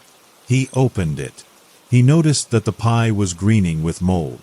Davian closed the box and threw the pizza away. He looked for anything else, but there was nothing. Not even lunch meat or jam. He closed the fridge and went to the bread drawer, even in there. There was nothing. Davian sighed. His mother was a real piece of work. If she was going to be doing this all day, every day, she could else go shopping. Davian went to his room and grabbed a small notepad. He pulled out his case for class with all his pens and pencils. He picked up a soft blue pencil and went back into the kitchen. He wrote down everything that was needed. The list read: milk, whole brown eggs, wheat and hazel bread, honey, ham, spicy chicken, cheese, muffins, and coffee. Davian grabbed the list and went back into his room. In the very back of his room was a bookshelf. Many books rested upon it. Davian picked up the book titled The Jester.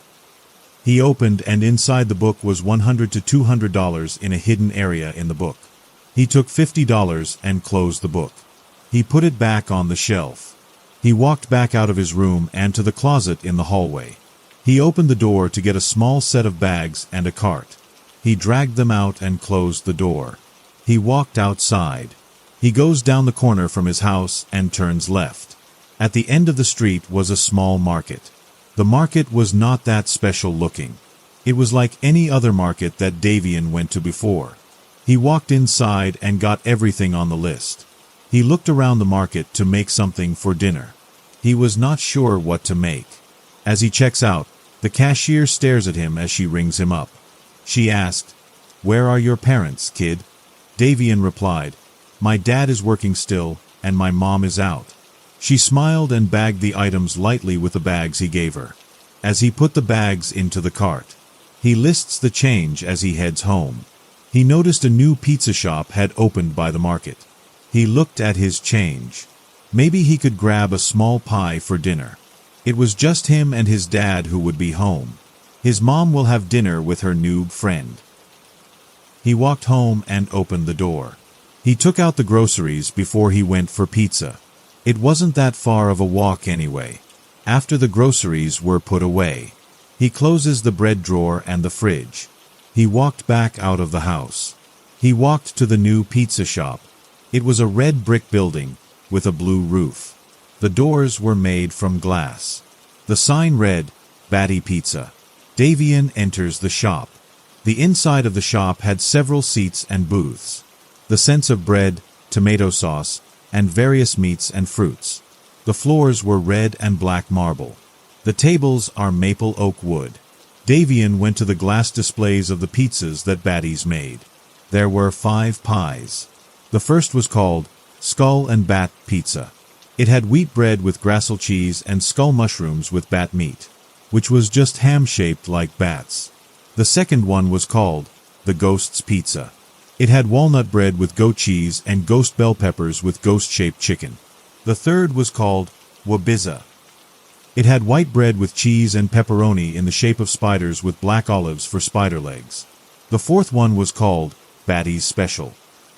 It was a pizza shaped like a bat with bat-shaped olives and bat-shaped ham and pepperoni. The fifth was called Devil's Spice. It was a horn-shaped chicken and spiced cheese with a face-shaped bread. As a worker walked over and asked, shyly, he asked, "What would you like, kid?" Davian asked, in a monotone voice. He asked, "How much is it for a large pie?" The worker replied, cheerfully, "For a large pie, it's $10. For a medium pie, it's $5, and for a small pie, it's $1. Davian said, as he brought out his money from his pocket. He replied, "I'll have a large Batty's Special to go, please."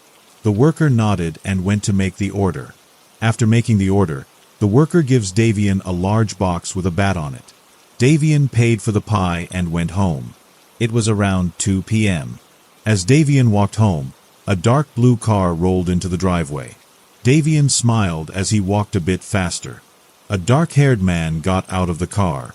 He wore a dark suit and dark blue tie with a skull brooch pin. His sunset orange eyes light up as he sees Davian. The man said, happily, and seemed quite tired. He said, "Hey Davian, how was school today? Also, where is Mom? Did she go with her friend again? Let's go inside and talk more, my terror." His dad opened the door of the house for him as they walked together. Davian always didn't enjoy his home life, but he did enjoy the times he spent with his dad, and he did enjoy school, as well as the libraries and bookstores.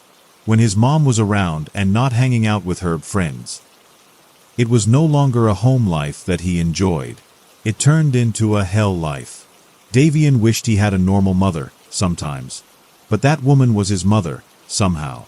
The next day, Davian walked inside the school. The ballerina was waiting for him by the lockers. The ballerina said, quietly, "You listen. I will talk about the game as I walk with you to class." Davian blinked twice, as if saying, "Okay." As they walked, the ballerina walked gently beside him. The ballerina said, carefully, "The game is chess. I will find the board. Then meet me in the ballroom, like always at lunchtime. Then we can begin our game." She continued, "Someone will join us to determine the winner fairly." Davian whispered, "Okay." The ballerina went back to the ballroom as Davian went to class. As class began, Davian stared out the window until the teacher arrived. The teacher had arrived before class had begun. Davian wrote down everything for an upcoming test next Friday as the class seemed longer today. The bell finally rang for lunch. Davian picked up his brown bag and walked to the ballroom. As he entered, the sound of a camera flashing was heard behind him 6 steps away. Davian was inside the ballroom and went to the first row. The ballerina was waiting on the stage. Davian noticed that there was a young man who stood by the stage. The man had dark black hair with his bangs on the right side of his face. His eyes were as dull as Davian's, but it was an onyx color with a bit of red. He was quite pale and about 7 feet 1 inch in height. He had a slim build. He wore a white polo shirt with navy blue pants and dark shoes with a polished shine. A dark red hood cape ties in around his shoulders. The man stared back at Davian, who had been staring for about 15 minutes now. The man said, with heavy caution, "So, you're Davian scholars? You're quite famous around the spirit world here. I'm Knight Ravenwood. I'm here for the game. I will be the one to judge who wins or not. It's nice to finally meet you." Knight gently grabbed Davian's hand and placed a kiss on his knuckles lightly. Davian muttered, "Likewise." Davian stared at the side wall. Knight released Davian's hand. Then the game started. Davian were the light pieces, while the ballerina were the dark pieces. As each moved their pieces. About 30 minutes into the game, the battle was nearly done. Davian moved his king and said, with a smirk, "Checkmate." The ballerina was in shock until she turned to Knight, in hoping that she was the one who won. Knight nodded his head and stated, "He won." The ballerina said, sass-like, "Fine. I guess I will tell you my name. I'm Bella Ravens." Davian replied with a small smile, "It's nice to meet you, Bella Ravens." Bella smirked. As Davian eats his lunch, Bella and Knight were talking by the stage curtain out of Davian's earshot. Bella pulled Knight's arm as she whispered something into his ear. Knight just smirked for a moment, then bit his index nail to a shortened length. After all, his nails were long enough to be claws. As Davian finished his food, the bell rang.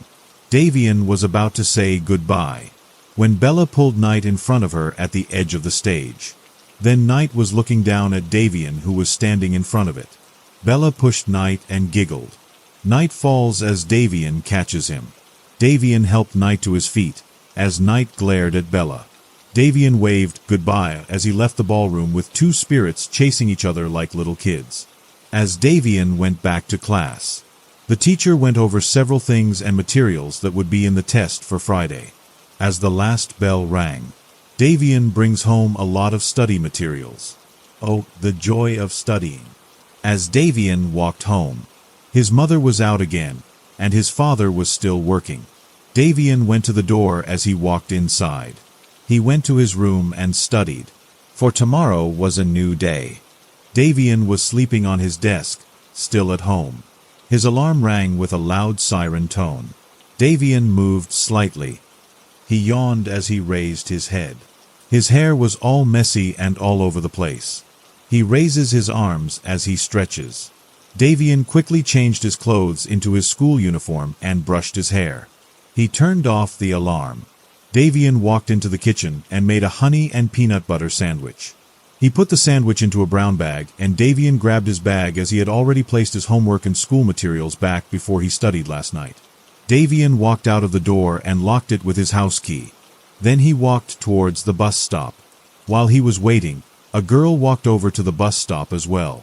She had bright blonde hair with violet eyes. She was wearing the same school uniform as he was, but it was the female student's version. As they waited for the bus, Davian noticed that she had a camera around her neck. As the bus arrived, the girl went on first, then Davian did. During the whole bus ride, the other kids were picked up one by one. Once they arrived at the school, everyone went off in sets of 4 or 5. Davian entered the school and went to his locker first. He noticed the girl's locker was 3 rows down from his.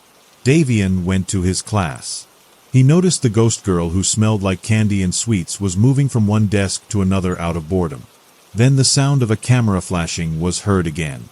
Davian turned to the door to find that the girl from the bus was taking his picture. Davian walked up to her quickly and asked, harshly, "What do you think you're doing?" The girl replied, meekly, "Can't you see her? She is at the desk. My camera always can capture their images. I must take their picture so that the picture in the gallery would leave me alone." Davian sighed, "I will help you, but for right now. It would be best if you didn't take someone's picture like this. It's wrong." The girl replied, shyly, "Thank you." She went out of the door and went to her class. Davian signed again. Today was going to be long. Then the first bell rang, and class started. Davian was writing in his notebook as the teacher talked about the test coming up, but unknown to Davian and the rest of the class, that a girl was staring into the classroom. She was staring at Davian. A smile rose, wide and wicked. The third bell rang. Davian was reading a history book for a midterm that was coming next month, and the girl from the bus seat next to him was his deskmate. Another girl watched in horror. She had long black hair with bright blue eyes. She glared at another girl with Davian. The girl with black hair wore a bat skull hair clip on her left side.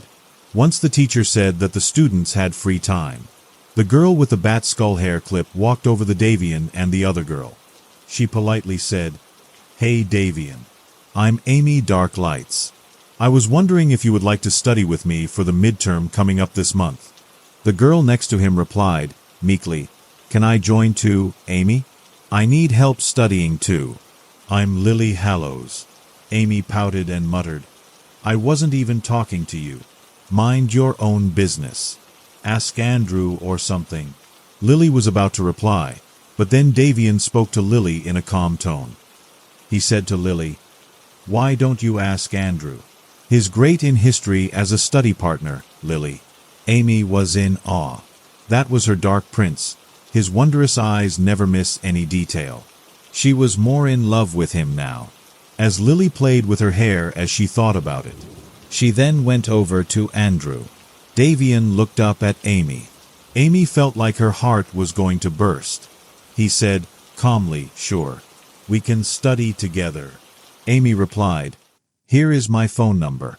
Text me when it's a good time for us to have a study session for you." Amy walked over back to her desk. She was playing cool, calm, and collected on the outside, but on the inside, she was in fangirl mode on max. She talked to the Dark Prince. She was so happy. Davian looked at the note and placed it in his home folder. He thought it would be a good idea to try and make some living friends too. Then the lunch bell rang. Davian went to the ballroom like always and hung out with Bella and Knight until the next bell rang. Unknown that Amy was watching his every move the moment he began in this school. She took several pictures from her iPhone. As the last bell rang for everyone to go home, Amy went back to her princess room and added the pictures of Davian to her love wall. Then Davian shivered for some reason as he studied for his test this week. For tomorrow was a new day. The next day, in school. Davian walked over to Amy and tapped her shoulder. Amy looked at him with surprised eyes. He asked, coldly, "Would tonight be a good day to study for the midterm for history?" Amy was so excited that her dark prince was asking her. She had to reply quickly before Davian changed his mind.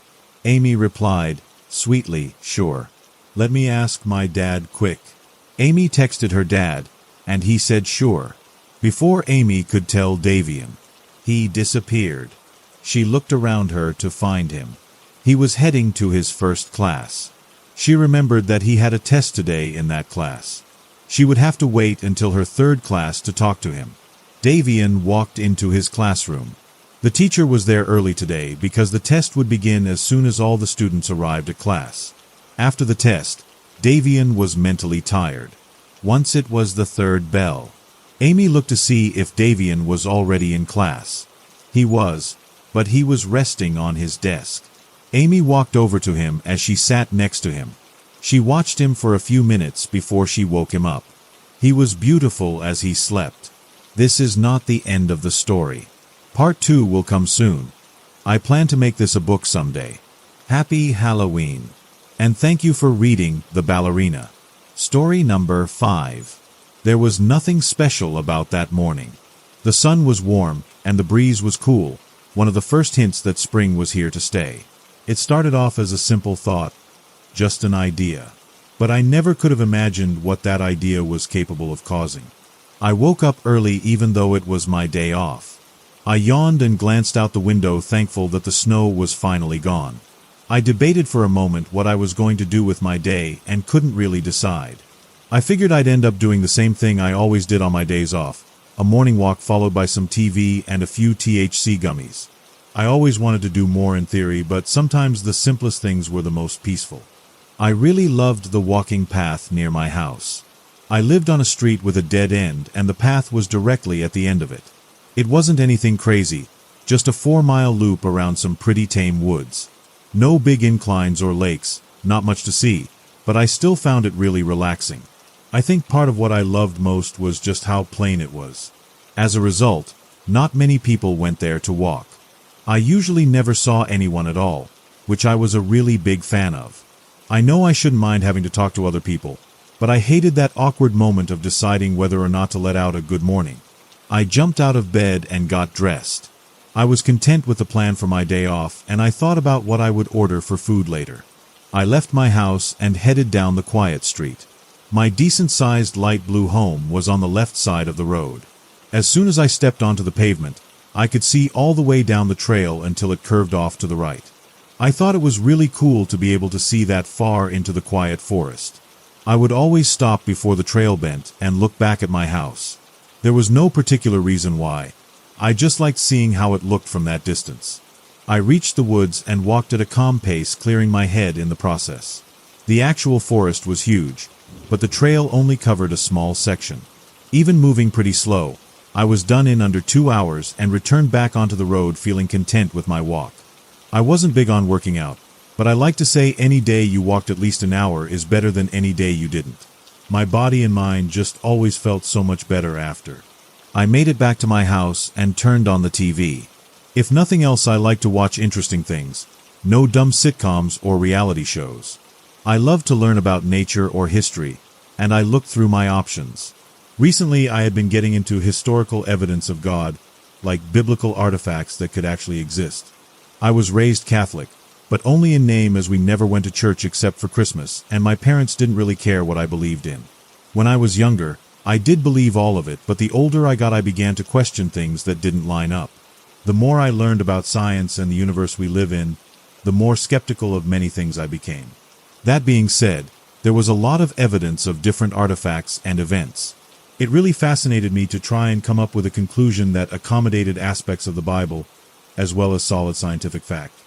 I found a show about the Ark of the Covenant and decided that would be the first thing I watched. I ate one of my edible gummies to really get into a deep mindset as I began the History Channel special. The Ark was one of the religious artifacts that fascinated me most. The stories surrounding it were so important to the Bible, and I tried to piece together fact from fiction. I don't ever mean to be offensive to those who believe every word in the Bible, but it just seems logical that many accounts were exaggerated, as that's the case with any old story. Truthfully, too, some stories are just plain hard to believe.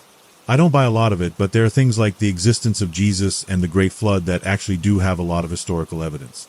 One way or another, it all just intrigued me, and I loved spending my free time thinking about it. The special was about an hour long, and I was hooked the whole time.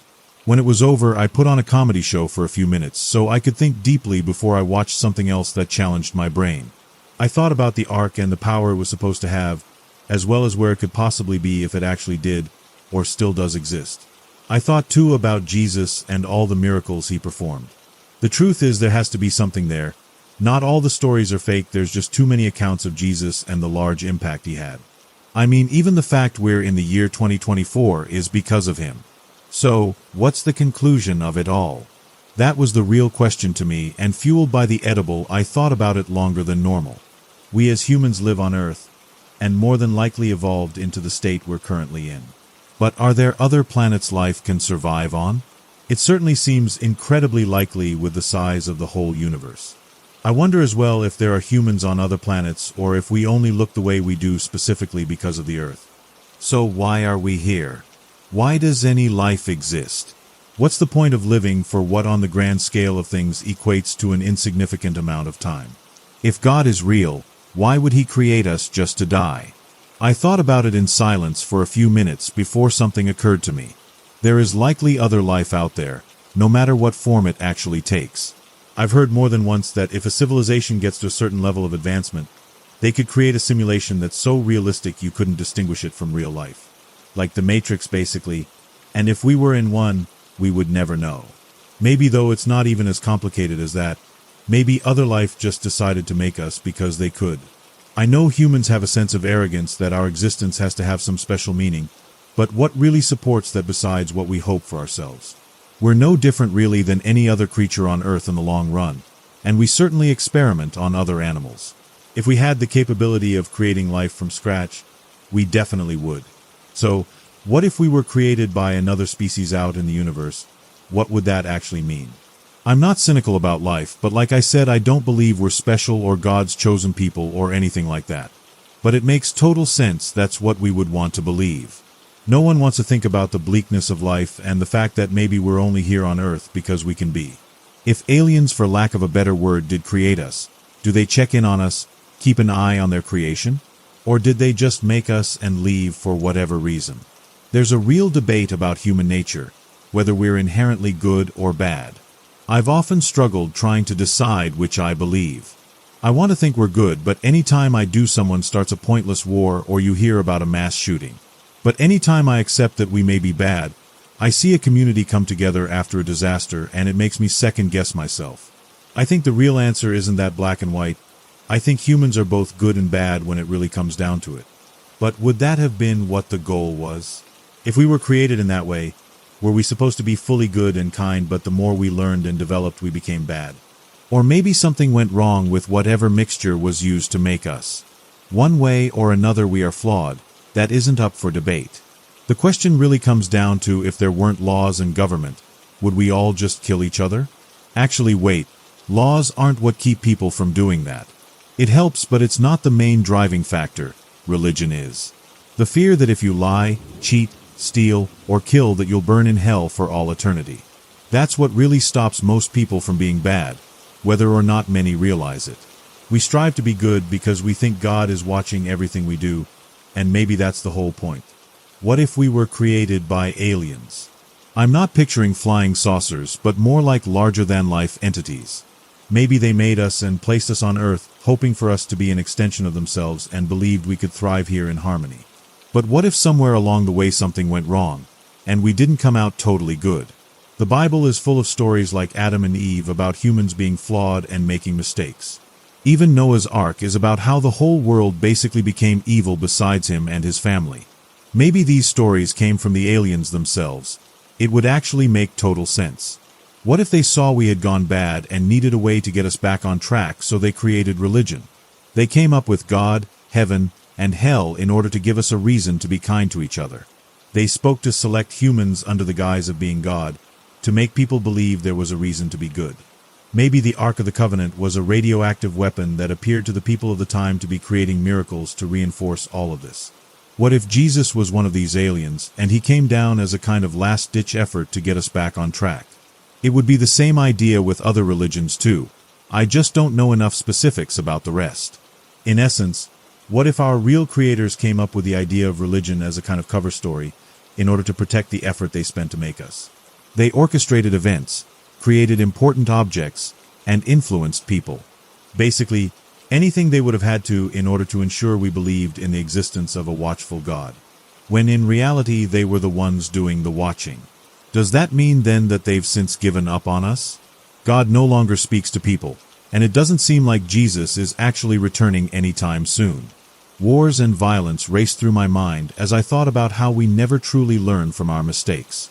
Countries hate each other for dumb reasons, and people kill one another over material things like money. We really are flawed beings, but maybe it's gone too far. Maybe the truth is we weren't always inherently bad, but somewhere along the history of Earth we did become truly evil, and our creators have had enough. What if they're just waiting and watching, trying to pick the right time to end humanity as a whole? If that all is the case, I don't think they would be all right with any of us knowing the truth. I had to sit up in my chair as I realized just how much I had spaced out. I decided to put a pin in it because for once my conclusion actually seemed plausible and it made me feel kind of bleak. I normally never got that feeling, but I felt almost abandoned in a way. It was just so odd too, because normally when I thought about this type of stuff I could move on quickly after, but this really stuck with me. I couldn't help but feel like I had discovered what's really behind religion. Not just some crazy idea. In my bones I knew I was right. It didn't feel good though. I felt strange and like I had a spotlight over my head. I climbed out of my chair and walked around for a few minutes until I felt a bit more at ease. I decided that I was going to watch something funny for a while longer and take a break from all the meta-religious stuff. I focused on the show I was watching, cracking a smile a few times. I felt way calmer and even chuckled to myself about freaking out over something so silly. The edible was probably just hitting me harder than I expected. I assumed in a few hours I would realize just how dumb I was being. I got off the streaming service I was using and decided to see what cable had to offer. I turned through the channels looking for something entertaining to watch. Preferably something dumb and fun. I was done with all the deep thinking for one day. I stopped for a moment on the movie Matilda and remembered watching it as a child. I laughed to myself and kept it on the channel for a few minutes as I reminisced about enjoying it with my cousins many years ago.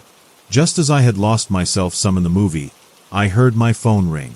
I almost jumped since I wasn't expecting a call, but I checked to see who it was. To my surprise, it was my friend Matilda. Wow, that's a really weird coincidence, I thought. What are the odds that she would call right when I was watching a movie with the same name? In fact, I hadn't even talked to her in a long time, so it was especially weird. I picked up the phone, marveling at the odds of her calling. Hello. It was quiet for a moment. Oh, hey, sorry. I didn't mean to call, I accidentally sat on my phone, haha. We laughed for a second and both hung up shortly after. I didn't really want to talk to her anyway, but it took me a moment to return to the movie as it really was such an odd coincidence. I wanted to laugh about it, but truthfully, I just felt really off. It seemed like something that would never actually happen. I had plenty of coincidences in my life, but it just felt so specific. I changed the channel as I no longer wanted to watch the movie. After a few more minutes, I decided I was going to go for a drive and try and shake off the edible some. I really wasn't feeling the vibe. I hopped in my car and turned some music on and began a slow drive around town. I didn't plan on driving for long, but I just needed a minute out of the house. I turned through the radio stations and stopped on one because they were talking about Rice Construction. Rice was a company that my friend's dad owned. I hadn't talked to either of them in a long time, just like Matilda. I still wanted to listen to the ad for a moment. It sounded like they were doing well, which made me happy as both of them were super nice people. I approached a stoplight and brought my attention back to the real world as there was a red truck a bit closer to me than I would have wanted. I stopped somewhat abruptly, but not anything insane. After my car came to a halt, the truck caught my attention, and I began to feel very strange again. On the back of the truck there was a rectangular-shaped logo. It was gray with a single word in white on the inside. I rubbed my eyes as I mouthed the word out loud to myself, rice. It was one of the trucks that belonged to the construction company. It wouldn't have been that weird except for the fact that last I heard they only had 3 of these trucks. More importantly, the company was based over 2 hours away, and I had never seen one of their trucks here. The light turned green, and it took me a moment to react. I was shocked I had seen a rice construction truck right after listening to an ad for it. I had never heard an ad for it before, and I had only ever seen one of the trucks when I was at its base location with my friend. They didn't even operate here as far as I knew, and I hadn't talked to my friend in a long time. But to be fair, by a long time, I mean around 3 or 4 months. I don't think a ton would have changed in that time frame, but maybe I'm wrong. Either way, I figured it was a good idea to head home. I was clearly a bit too high, and I wasn't exactly being careful driving. I felt so odd and distracted as I drove home. I pulled into the driveway and just sat there for a few minutes. I was having a really bizarre day and more than ready to not feel so high. I wished I hadn't had such deep thoughts about who my creators could be. I didn't think it was actually a big deal, but anyone who's been really high knows you can get very paranoid sometimes. The coincidences were making me feel way weirder than they should have been. In my dumb state of mind, I connected them to my inner dialogue from earlier about God. I stood up to get out of my car when I heard a faint humming sound. For a second, I couldn't tell what it was until I looked to my right and saw that my neighbor was mowing his lawn. It wasn't just him though, there was a lot more to the sound. I glanced across the street and my other neighbor was mowing his lawn too, so were his neighbors to the right and left. I slowly realized every single house on the street was. All heads down, every single lawn I could see had someone out mowing. Men, women, children just focused on what they were doing and not realizing how weird it was that everyone besides me was doing it. I stepped inside my house trying to ignore the dull buzzing sound that resembled a hive of slow-moving bees. I sat down on my couch and turned the TV back on. I wondered if something was really going on, or if I was just being paranoid. It was weird one way or another, the Matilda thing, and the rice truck. The mowing was so strange too. I tried to pretend like it wasn't, but a lot of these people usually hired someone to do their yard work. I didn't get why they were all suddenly mowing at the exact same time. Plus, none of them acknowledged it. No one had stopped and pointed out how funny it was. I sat there trying to shake everything aside, but I just couldn't. I felt on edge, like I was being watched or I had done something wrong. I just didn't feel normal. It was easy to blame the edible, but I had been high plenty of times. Truthfully, I knew that it wasn't having much of an effect on how I felt. It wasn't like my first time taking it or anything. I knew what to expect, even in a situation where you took too much, and this just wasn't it. I watched TV for a while, trying to find the most light-hearted things I could, to forget how I felt. I began to dread another coincidence happening. I thought I was stupid for worrying about it, but I still did anyway. I was more on edge than I could ever remember being. I decided I was going to take another walk, as that was the place I felt most at peace. I knew if I was ever going to clear my head, it would be out in the woods. I got up and pushed the front door open slowly. I looked around and saw everyone was still mowing. I walked down my driveway and was about to step onto the road when a car I had never seen before slowly cruised by. I waited a moment for it to pass, and as it did, I glanced at the license plate. I did a double take when I realized there was something a bit off about the plate. I wanted to ignore it, but this one really got me. There were no letters on the plate, only numbers. Those numbers were 671 996. Maybe I was just paranoid, but it still seemed so out of the ordinary. My birthday is June 7th, 1996. All the same numbers as the plate. I walked down the street as the car literally just reached the dead end and turned around. I waved to the man driving as he passed me, but he just stared back. I felt truly strange, like I was being followed or something. Not from any person though. All sides felt like there were eyes on me. I approached the woods and shuffled onto the trail. A small sense of calm washed over me as I reached my safe place. I walked briskly down the path until I reached the bend, and I looked back at my house just like normal. I froze when I saw it. I can't even begin to describe how much it creeped me out. All the people who were mowing had stopped with their mowers still on, and they were now all just standing there staring at me. I didn't even know what to do. I wasn't close with my neighbors, but I had always been pleasant with them. Now every single one was staring at me like zombies or something with the same plain expression on their faces. I just stood there looking back, waiting for them to do something. After what felt like 10 minutes, they all seemed to break out of a trance and go back to mowing. I shook my head, quickly trying to forget what I had just seen. I finally found the ability to move again and hurried deeper into the woods. As I walked, I tried to make sense of everything that was happening. It wasn't right. It was unlike anything I had ever experienced. The coincidences were too much to write off as normal, and the mowing thing was truly odd and off-putting. Plus, I just felt like every step I took was being followed by millions of eyes. It wasn't even like I felt any one person had their eyes trained on me. It was more like the sky, trees, grass, clouds, rocks, anything you could think of all followed my every move. I was beginning to feel like everything around me had changed and been replaced but a copy of some kind. Either that or I had somehow been transported to a strange replica of Earth. Like every part of my life had been duplicated, but I could tell it wasn't the original. I reached the end of my walk and thankfully all the mowers had finished, and everyone seemed to be back inside their houses. I still felt naked though as I walked down the road to my house. There was no side where it didn't feel like someone was keeping tabs on me. Every time I glanced at a house too, someone always seemed to duck behind the blinds right as my eyes caught them. Thankfully, I reached my house and slammed the front door, locking it before slowly backing away. I felt a bit better being back in my own home, but I still didn't feel safe. For the rest of the afternoon, I just watched TV and tried not to really think about anything at all. No matter what I did, I still felt watched. It's hard to explain the feeling, but the closest thing would be if you were a human exhibit at a zoo. Having that feeling inside a house is a truly strange sensation. To make things even weirder, the same movie was on 5 different channels, and the same show was on 4. It really could have just been another coincidence, but again, like the others, it just felt fundamentally wrong and almost dangerous in a way. I just couldn't shake the feeling that all of this was meant to threaten me, like a warning that I made a mistake and was about to pay for it. I shut off the TV around 7 and decided to read for a few hours and then try and get some sleep. A book felt safer than anything else, and I just wanted nothing more than to distract myself and shut my brain off for a few hours. The more I tried not to think about our creators, the more I found myself going back to them. Like it was too late for all of this to go away, and now I was stuck on this path.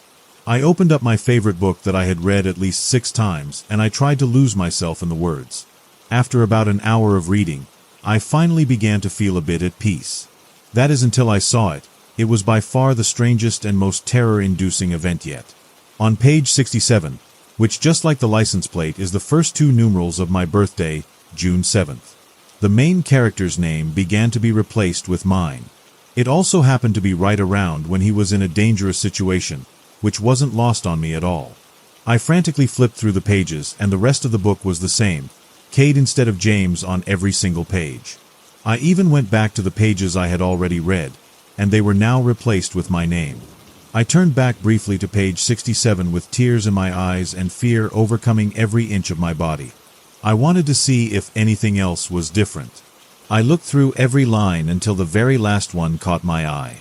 I knew pretty much everything the book said, and the last line stuck out to me immediately. There was a new sentence added. It simply said, "What do you believe in, Cade?" I slammed the book shut and threw it across the room. I rubbed my eyes and tried to pretend this was all from the edible, but I knew it wasn't. I debated calling one of my friends or my brother, but I had this weird sense that I couldn't trust anyone. I decided before 9 to just go to bed and try and forget everything at work tomorrow. I laid down in bed and thankfully passed out pretty quickly. I woke up early and got dressed for work. I left my house at 7 and soaked in the beautiful morning on my way to the office.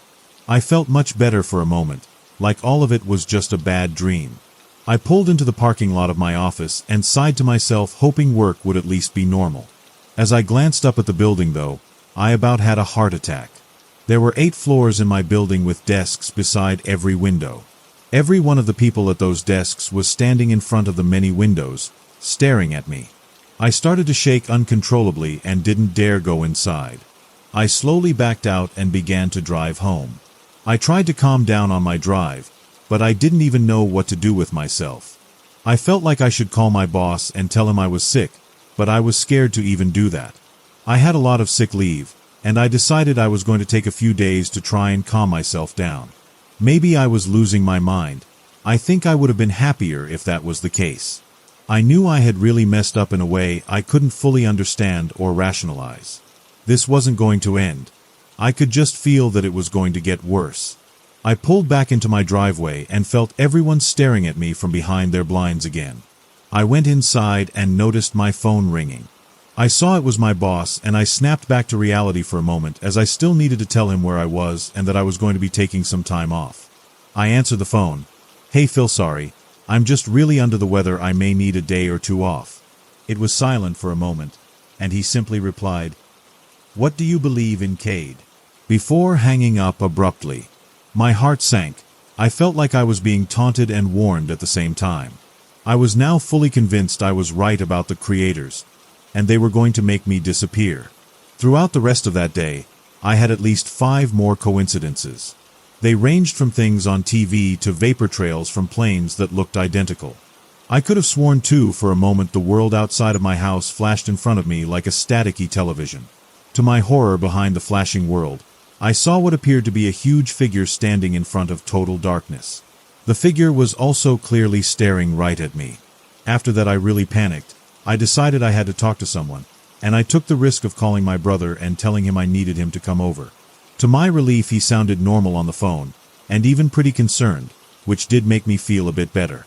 I waited impatiently for him to show up, which he did very quickly. He pulled into the driveway, and I watched him walk up to the front door to see if there was anything that seemed weird. I opened the door for him, probably looking like a ghost. "Hey man, are you all right?" "Yeah dude, just come inside, there's something I need to talk about." He nodded and I sat down on the couch. "So, what's up?" He sat across from me in my armchair and I felt a bit more at ease talking to him. We had always been very close, so I was fine with opening up to him about things. I just didn't know how he was going to take all this. So yesterday I was watching this thing on TV and I stopped myself as I made eye contact with him. My blood ran cold when I noticed it. My brother had brown eyes, but now he suddenly had green ones. Everything felt different when I noticed. It was like he was a stranger in a human costume. He seemed to realize I had caught on and his whole act dropped. He smiled and simply said the words I now dreaded more than anything. "What do you believe in, Cade?" I froze and began to get angry. "What do you want from me?" He was still smiling. "I want to know what you believe in." I thought for a moment and felt a primal fear, like he may attack me at any moment. I don't know. Why do you want to know so bad?" "Yes, you do know. We know that you know." He stood up and I jumped back to defend myself. He chuckled to himself, still with that awful smile. It was my brother's face, but he had never smiled like that before. "We know that you know, Cade." With that he walked to the front door and shut it softly behind him. I stumbled over to the window and watched him get in my brother's car and begin to drive off. I hadn't noticed before, but his license plate was the same as the other cars, the numbers of my birthday. He waved to me sarcastically and pulled out of my driveway. Just then, as I was looking out the window, what I knew as my reality seemed to flicker once again like a television with a bad connection. There were now 3 large figures in front of the black abyss that I could clearly see for almost 5 seconds before the world filled itself back in. A week has passed, and I never went back to work. I never called my boss or my family, and I haven't left the house. I'm almost out of food, but I don't even feel hungry. I haven't slept at all, but I don't feel tired. All I really feel is watched.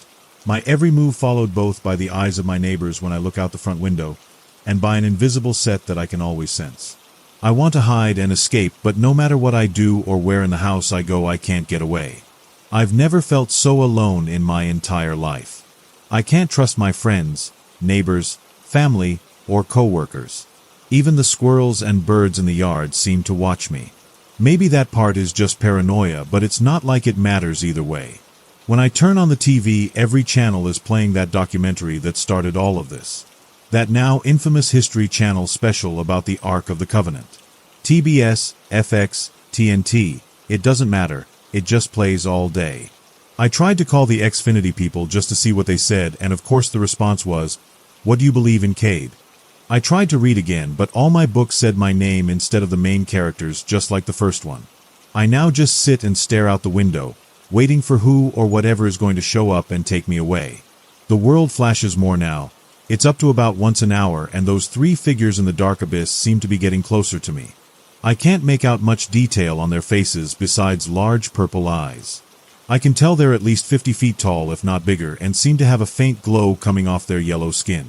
I don't know where they came from or what they're going to do to me, but I do know in my heart that I'm going to find out soon. It's just a matter of time. They never take their eyes off me. Another few days have passed, and I've given up on any notion that I can escape from this. There's no hope, and I'm ready for it to end. Neighbors walk right up to my front door and just stare at it for hours. I opened it once and asked what they wanted, and you could guess what he replied. I just watch them stand there staring at nothing. I don't even consider opening it anymore. The flashes of reality are now every 20 minutes, and it's clear that one of the figures is reaching its arm out in my direction. It took me a while to see it, but the hand is over the house across from mine, casting a bright light in the darkness every time there's a reality flicker. It's reaching out for me, and I know no matter where I go it'll get me. I'm writing this in case anyone ever finds this notebook, so they know what happened to me. I've made the hard decision that it's time to give up. I don't know if I'm on Earth still and people in my life have been replaced, or if I've been taken to a world that looks like mine but is something else entirely. I don't think anyone will see this, but it makes me feel a bit better either way, just to get my thoughts and experience out. I think these beings exist in the fourth dimension, and they're able to directly affect anything they want. I'm positive too that my conclusions are in fact what caused this. I think a lot about how dumb I was for spending so much time trying to figure this out, but on some weird level I'm glad I know the truth. It's like a strange sense of freedom I can't really understand. I'm confident these beings are our creators, and they don't want to risk me telling anyone else what I know. Either way, I'm done trying to figure out every little detail of what's happening. I'm just going to see for myself when they take me. I'm going to head into the woods and just wait. I have this feeling that if I stay out there for a few hours, I'm going to just vanish. I'm not even scared anymore, just curious. I'm going to bring this notebook with me and record everything until the last minute. In a moment, I'm going to leave my house for the last time, and no matter what, I'm really going to miss the life I had. I walked out slowly into the street, and all the neighbors turned to stare at me. The world flickered on all sides, and I felt as though the road was floating in outer space as I kept my eyes trained on the entrance to the woods. My reality held together long enough for me to make it into the forest, and I turned back to look at my house one last time. All the neighbors were now in their front yards, and in unison put their arms up to wave at me. I was done fighting it and just waved back. I sauntered out deep into the woods and found a spot with a large opening between the trees. I sat down on a big rock and soaked in the beautiful weather one last time. I turned to look up at the opening in the sky, and reality flashed over and over. I see the hand reaching through the treetops only about 30 feet away now. I don't think I have very long left. My brother Cade was always a very level-headed guy. We were close growing up, and I still can't believe he's been missing for 2 months. The police search has been officially called off. There was just no evidence at all besides this. I was the one who found the notebook in the woods near his house. I know he loved to walk there, and we scoured the area over and over. I still just can't make any sense of it. He never showed any signs of being crazy, seriously none at all. But what he said in here suggests he was deeply troubled in a way I can't understand. I talked to the neighbors a couple days ago, and they said they were never all mowing at once like he described. None of them stared at him, none of them noticed him at all. I never came and met with him either. In fact, he hadn't answered any of my calls for over a week before he disappeared. I just miss him and want to find him so he can get the help he needs. He talked about religion a lot before, but this was something else. It just sounds like it made him snap in some unsettling way. What he said about religion is actually logical to me and makes a lot of sense. But everything after he makes that conclusion sounds insane, and it makes me sad knowing how much it caused my brother to lose touch with reality. I have no idea where he could have gone, and the thought of him all alone makes me deeply sad. It is a bit odd though, when I was on the phone with my friend yesterday, he asked me what I believed in. Considering what my brother wrote, it felt weird. It's obviously not related in any way. Coincidences are just random chance. I have to find Cade so I can tell him that myself.